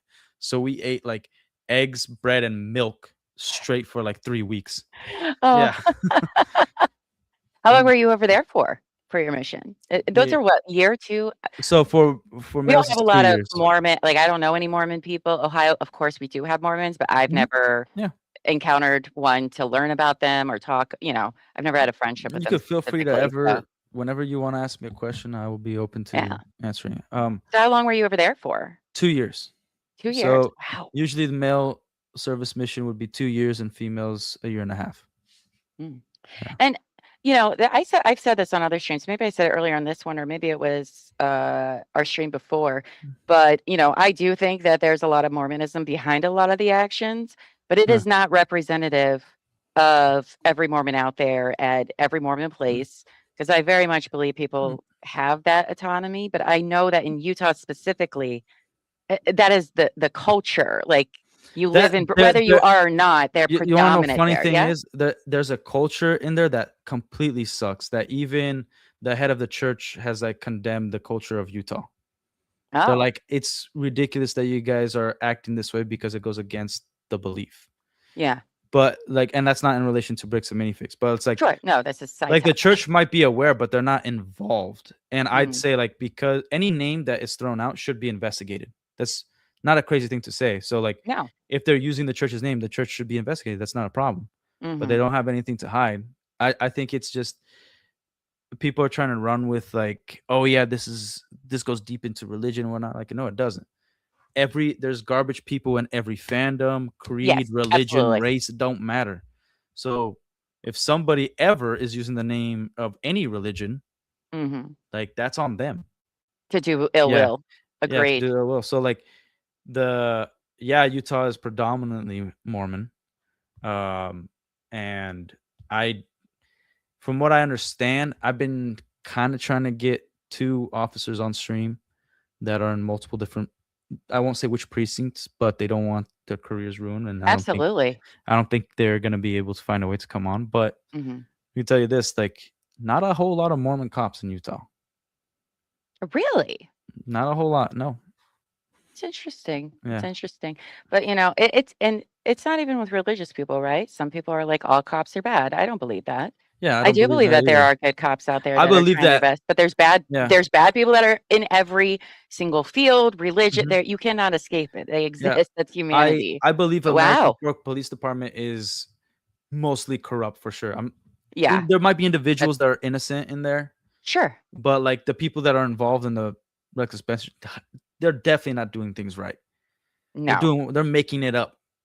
They're doing whatever they want. And Absolutely. I don't know who it was, but somebody like dissected their training and it was like, oh, this guy hasn't received any civil rights training. And he's like a veteran in there. He's received like SWAT training, been a shooting training, whatever it is, tactical training, but no civil rights training in there. It's like, oh, awesome. Well, as a Mormon yourself, a lot of people, sorry, I'm going to have questions because I don't know Oh, anything about it, you're right? good. So this is what people say on the internet.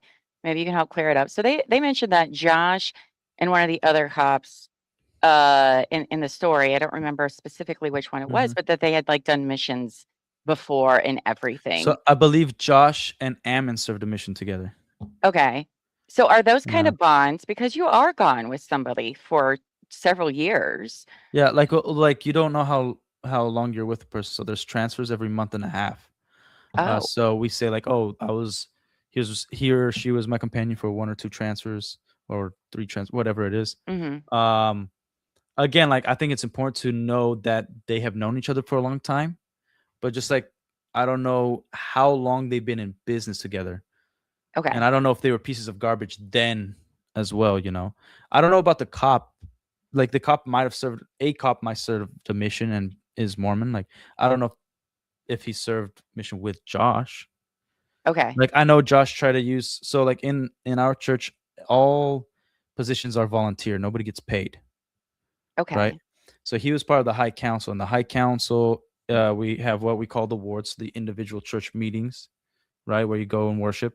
And then we got the stake that help facilitate multiple different wards, right? And then the Mhm. high council is supposed to, funny enough, judge those people who have not judge, but like talk and investigate the people who have done very egregious things that could possibly have them excommunicated. Okay. And as soon as like this story was opened up, he was removed from the high council because they don't know if he's corrupt or not or doing something that is against the church until it's proven, right? Mhm. It's like, but while this scandal's going on, you can't be part of the high council, so you're no longer you don't have this calling anymore. You've been released from the calling. And he tried to use that because it's kind of like I was taught that in the Boy Scouts too. Like if Yes, you're an my Eagle son does those. Scout, Mhm. yeah, like and you tell somebody you're an Eagle Scout, then they believe you more because of the Absolutely. culture around it. So then Mhm. if you say like, "Oh, I was a bishop in the Catholic Church or a priest," then they're gonna be like, "Oh, this is a holy man. This is an honest person." It's Mhm. that's what's gonna play in their mind. So So like, question, yeah. him being released from this high council, because Mhm. I have seen that brought up a lot, but I'm not Yeah, yeah, familiar yeah. with all this. Does that mean he's like kicked out of the church, kicked out No, of no, no. the, You or could it's just that still position? He's just just that position, not there. like when somebody's Okay. excommunicated, they first of all have to. It has Like to be he's not real egregious. excommunicated. He's just He's not not part of the excommunicated. Okay. He's still a member. He can go to church and everything. Like Okay. anybody's welcome at church. You don't have to be a member to go to church or anything like that. Oh, okay. Like when you're, yeah, like when you're excommunicated, you did something big, you know, hmm like killed somebody. You cheated on your spouse when you made high covenants in the temple, you know, which like those covenants are like you understand the severity and understanding that marriage is the most important thing in this world and that families is the most important thing you can have, and that's what the gospel's around. So if you betray that after you made these covenants, then yeah, it's a problem. So Yeah. the kid that, well, at first they called the fake Mormon kid. The police, obviously that kid was not a Yeah. fake Mormon, Yeah, right? he's Mormon. Yeah. Yeah. Yeah. So when he went to go knock on Josh's door about taking the Lord's name in vain and everything, Ben made it entertainment wise seem like that was like a big deal.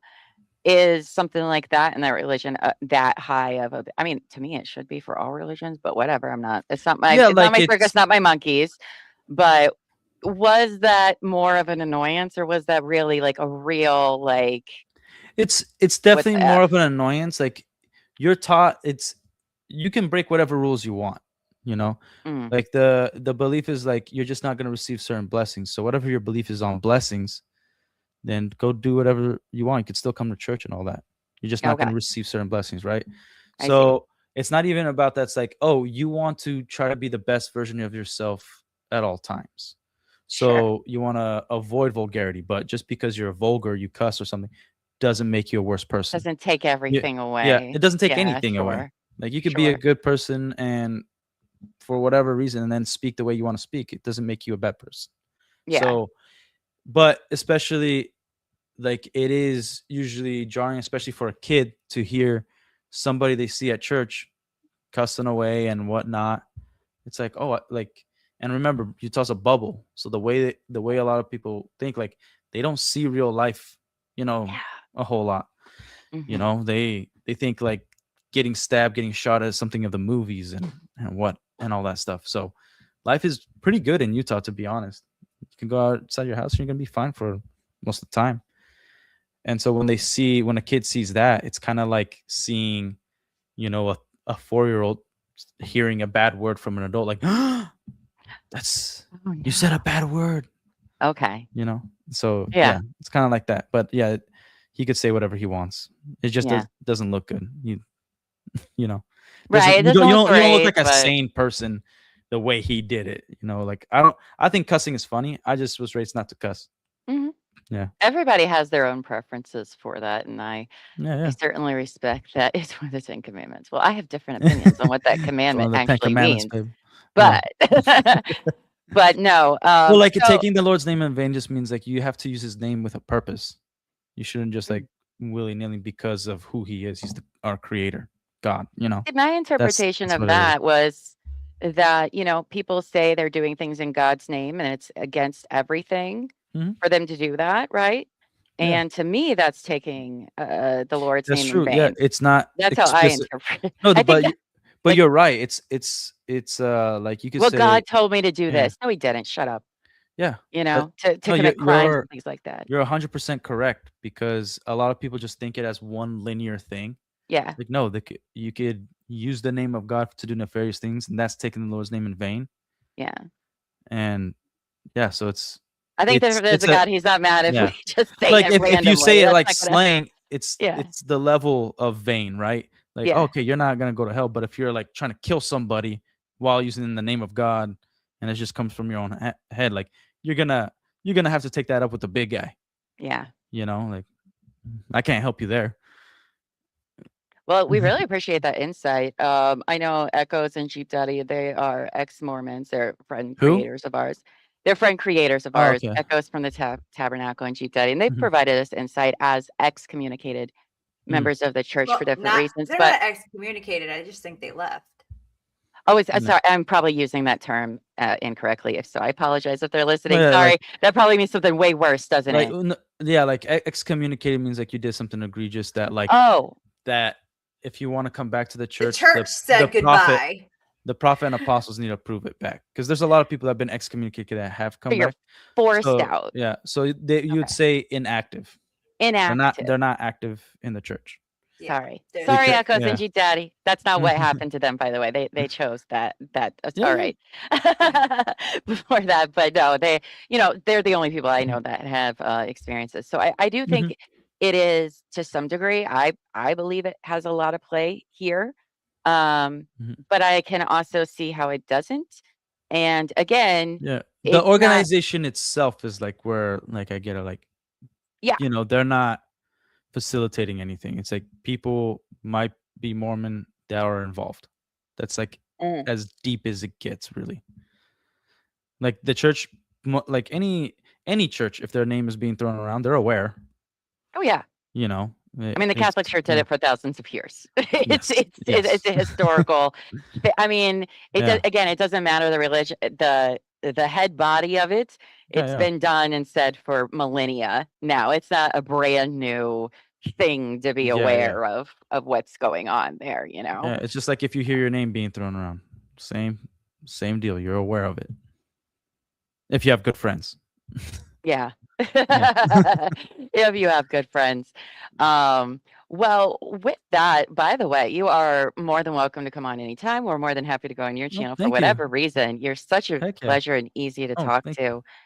And we really do appreciate you telling your story of what happened to you and how it relates to all of this. And again, adding that humanity to it. I know Crystal and Ben have given their own interviews. I hope to have them on sometime as well, because those parts in it, that is not a slam on Reckless Ben.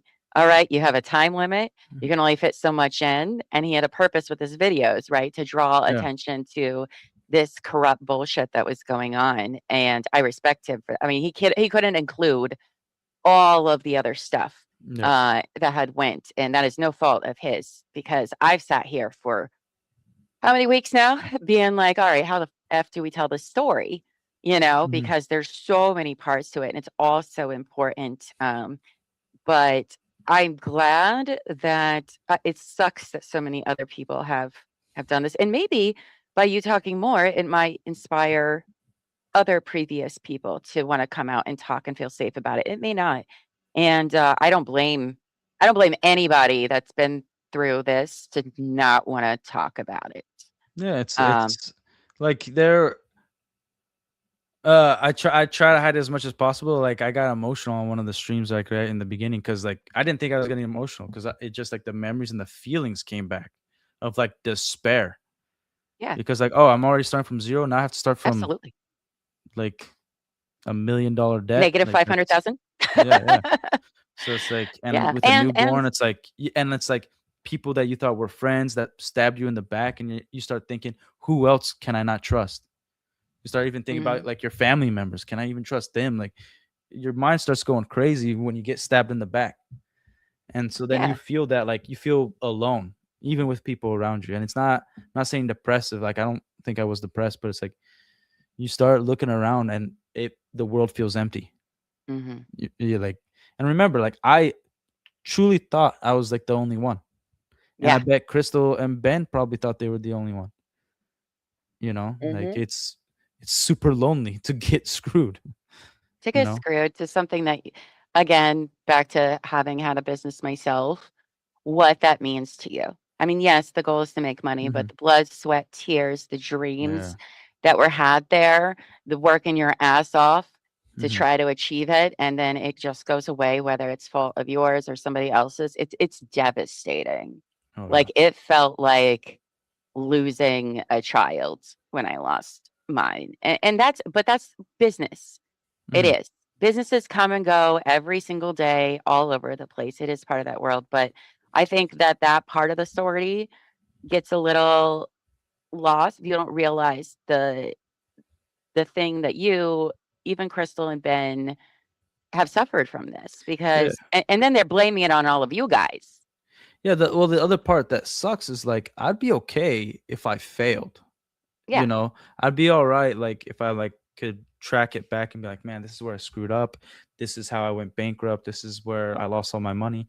Cool. Like I can make the assessment, get mature, get more knowledge, and make sure I don't repeat the same mistake. But when somebody just comes and just, you know, tears you apart, Is it? when you believe you haven't done anything wrong, because I don't think I did anything wrong. No. It's a strange feeling because like you keep thinking, what did I do to make these dudes hate me, to come after me like this? Mm-hmm. And having no answers is worse than having an answer. That's So, very true. yeah. Very, So very it true. sucks. And it took me a long time to really like just live with the fact that, hey, I got screwed. Yeah. And I'm not gonna get any answers. I'm okay not with that, you know. Because But you're not doing a lawsuit against them. You're not taking any legal Yeah. action at them at this point, right? Yeah, if any, I'm more compromised than I am benefiting from this. But I believe Yeah. I believe if you have something to say that you believe genuinely can help somebody else who's getting hurt, and you genuinely believe they're innocent, you have the responsibility and the duty to help that person. Absolutely. You know, like I can't give money to Brian or anything like that, but I can put my voice out there so that everybody else knows about the story and what I went through, and help facilitate and remember that even though I have a story, it's more about connecting it back to Reckless Ben, Brian, Mhm. and Crystal and Benjamin Gorman. And You know. the big fight that's going on. Yeah.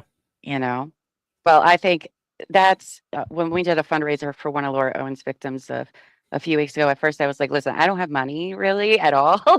But what I do have is stamina. I can do a 12-hour stream. No problem. I sat here and did stream trials all Yeah. day, every day, and they were boring as shit for 8 to 10 hours. Let's do Yeah. a 12-hour fundraiser. I got it. That's what I can contribute. And That's awesome. yeah, we raised $14,000.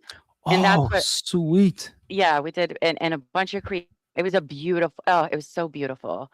Because it wasn't just our fundraiser, it Mhm. was the entire Justice for Clayton Victims for Laura Owens community fundraiser. Mhm. And Yeah. it was a beautiful moment for people coming together for justice for victims that are still being harassed by this person and thrown in court, DVR. I mean, if people don't want something to end, they'll find a way to make sure it doesn't end when you're dealing with non-reasonable people. And that's where our stance on BAM comes from. We're like, we just watched some woman in Arizona ruin people's lives for the last 10 years over nothing. All right. Yeah. We've seen it happen. We've read every single document. We've done everything.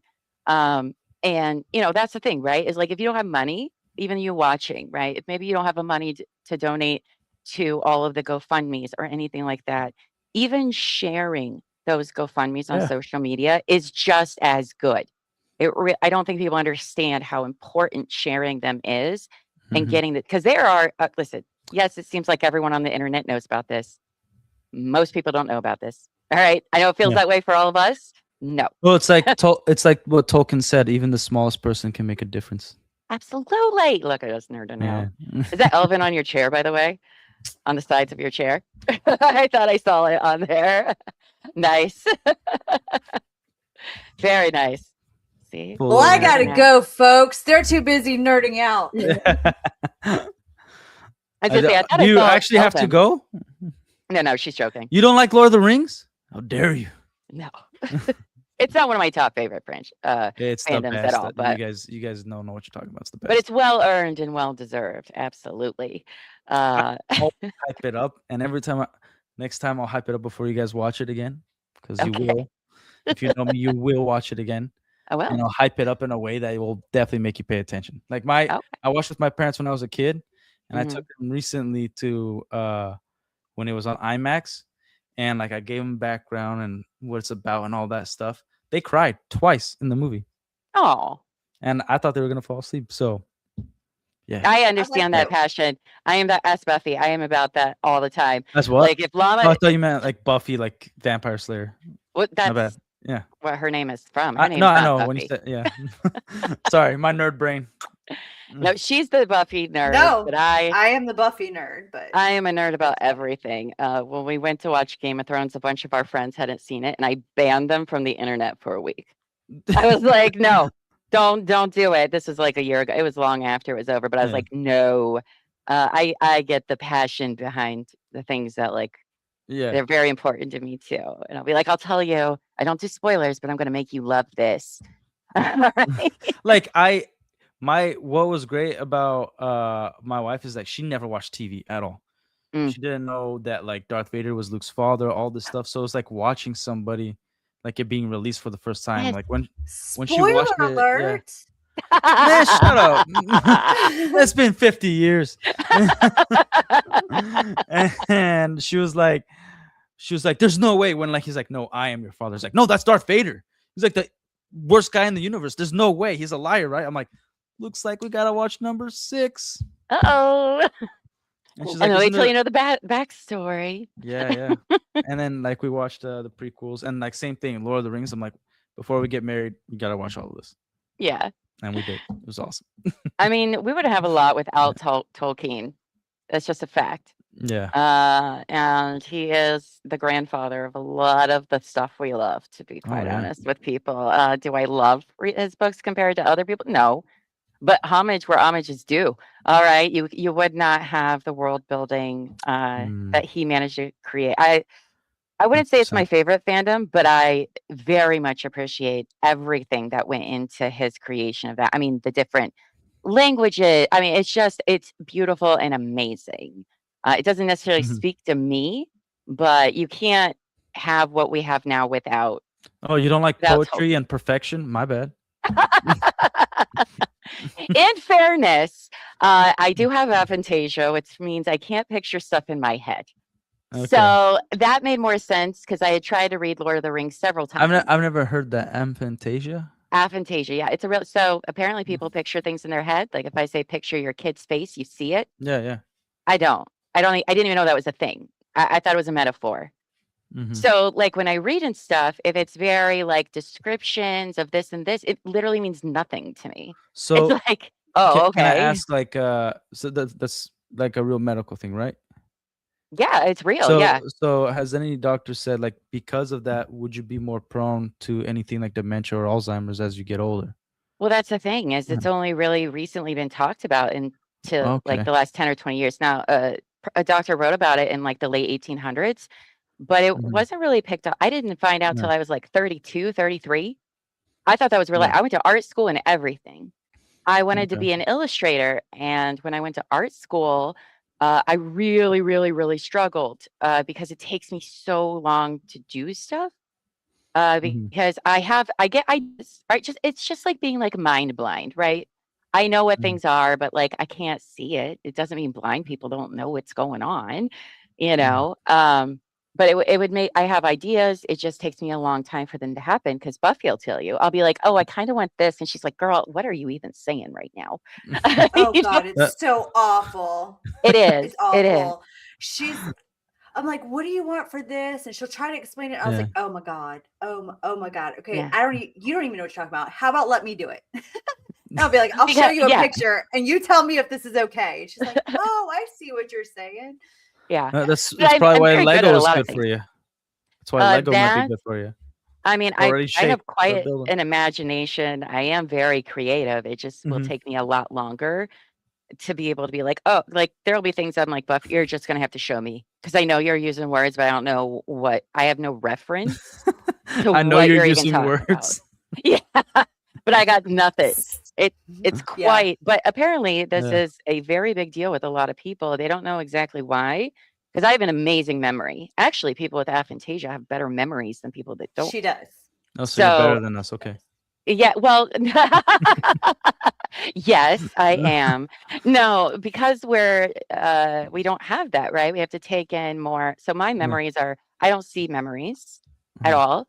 My brain has taken notes on everything all of the Okay. Yeah. time You in can order to remember function right. conversations and yeah. Absolutely. So they did these studies with other people that had it, and they went into a room, right? Each person Mhm. look around, and take note of everything. And the people with aphantasia would score higher, even though they couldn't picture the room going around, because Yeah. their brains would be like, oh, there was a spoon on the left side of that table, right beside the cup or whatever. We can't see that, but our brain made these extra notes to compensate. It's very fascinating stuff. Yeah, I want to read about that. I never heard that before. But that explained why I had such a difficulty with certain fiction novels, because I loved reading from a very early age. I love reading. Yeah. But I never understood why I had such a difficult time with it. And Tolkien is one of those things. And that's what I was like thinking about, because like he's very descriptive. He's very detailed. So but for me, that it was help nothing. at all or no? No, because I was like, why the fuck do I care? Okay. Why is he doing? I didn't understand why he was all doing that until I realized, because he's doing that so other people can picture it. Yeah. I was just like, my God, sir, can we just get to why are we doing all that? And now I understand why that happened. Thank you, Winks and Welts, for the super chat and Dream Sigils as Dream well. Sigils is awesome. She is awesome.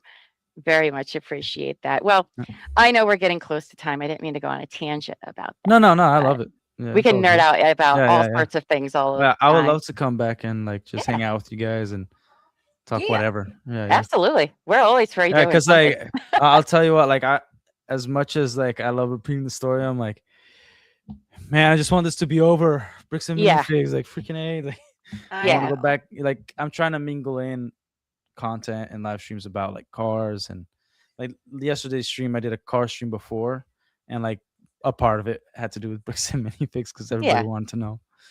People are going to want to know, but it's important to be you too, because one day the story is going to go away. In a sense, it's going to be a long time, but most people like I could keep it on forever, like not the story, but like because it's Lego, I could keep like I'm looking right now at my mocks and stuff that I have in front of here that I still need to work on like years later. But yeah, like eventually I do want to stop talking about this garbage company. Yeah, absolutely. But justice first. Justice needs to happen. But I am mingling in other content along with it. So one more quick question before we go. Eamon's interviews, the Legos that are on his display, were they purposely put there, or do you think that he's really into Legos? He's really into Lego. Yeah, is he? Okay, surprise. And when I went there, he had like the UCS Millennium Falcon. He does build stuff. Like he is into Lego. Okay. Yeah, I didn't think he was. I'll give him credit for that then. Yeah, I know we want to make everybody like the most evil person ever, and that no joy ever. Could tell by his mustache that he wasn't just a little bit of a nerd. But like his villain stash. It was. I guess my thing was he comic books. Yeah. But he in this for money, didn't care. But he's I know. I remember I got on his case. We had like an hour conversation because I was calling him dumb because he liked WandaVision. And I'm like, you're an idiot. Like I'll explain every single detail why this show freaking sucks. All right. So next week, Last Relic will be back to debate Llama about WandaVision. yeah, I will. Except I don't want to watch it again, so I don't want to remember all the details because it sucks. What? It started off great and entertaining. What? Jump off the cliff. Yeah. It's okay. No, hey, I can't. Unpopular opinions are fine. Absolutely fine. We shouldn't. You can have the wrong opinion if you want. Everyone's allowed their own wrong opinion. No, I have them all the time. Go into it's such a terrible show. Like they I didn't. never watched it. Oh, it's terrible. Like she enslaved an entire town and she didn't get arrested, and then they're like, no one will know what you've been through. Like she made up fake children in her head and had a psychotic break. She went through nothing. And she's like, I had a family and children. No, you didn't. They were in your head. You psychotic slut. This is not. This is a real life. And you like took these people's lives for an entire month and enslaved a town. Oh my gosh. Yeah, you locked up babies in a closet. You're a villain. We have to. All right, we have to get together soon. We'll do a whole Marvel debate. Let's do it, okay? Because I love it. All right. I love it. Oh God. Can nerd out. That one out. Like people begged, like if you can just let me hold my baby because she like locked him in a closet. Like I'm sorry. There's no coming back from that. Like you're You're messing with babies? Go to jail forever. Buried underneath the prison. That's a hot take. I love it. I love it. We'll have to do that again soon. All right, friends. Well, we're gonna go because he does have to work, but you can stick by just for a few minutes afterward if you don't mind. Yeah. Once I end this, it doesn't kick you out. I don't know if you know that, but some I people do don't. know that. Yeah. Okay, some people don't, and then they just leave right away, and then we're like, oh, okay. Well, I Yeah. guess we won't say thanks. But we are going to get off of here for now. Thank you all for being with us today. Thank you, The Last Relic, for sharing your story. We could obviously talk for hours about all sorts of things. But it is important to speak out about this and to tell your story, despite what people may think of it, if they do have opinions or whatever. I think that it's an honorable thing to do. I know you don't want that kind of glory or anything like that, but it's hard. Oh, I'll thank put you. it this way: it is hard to be someone who speaks out against something like this. It's a very difficult position to be in, for sure, because it comes with a lot. But thank you again for being with us. Everybody Thank you, else, and thank you, chat, for welcoming me here. So I appreciate it. Absolutely, and you'll probably see more. But for the replay crew, if you haven't yet, please like, subscribe, hit the notification bell if you haven't, and hit the hype button if you're replay crew. Apparently, it helps us get into the special location algorithm or something. I don't know how it works, but it's important, and you get free ones. So if you can do that, that would be super great. Be sure to follow The Last Relic at his own YouTube channel, The Last Relic. Just type it in. We have it in the description or the chat. Go follow him. He has lots of content already about this, but other things as well. Let him know you want to hear his entirely wrong opinions about WandaVision. So she didn't lock babies in a closet. She didn't do that. I'm just kidding. No, go support him. Give him No, she's subs, not. likes, all of the above. But thank you all for being with us. Thank you, Relic. And until next time, friends, go forth and be amazing. All right. Bye, guys. Bye, guys.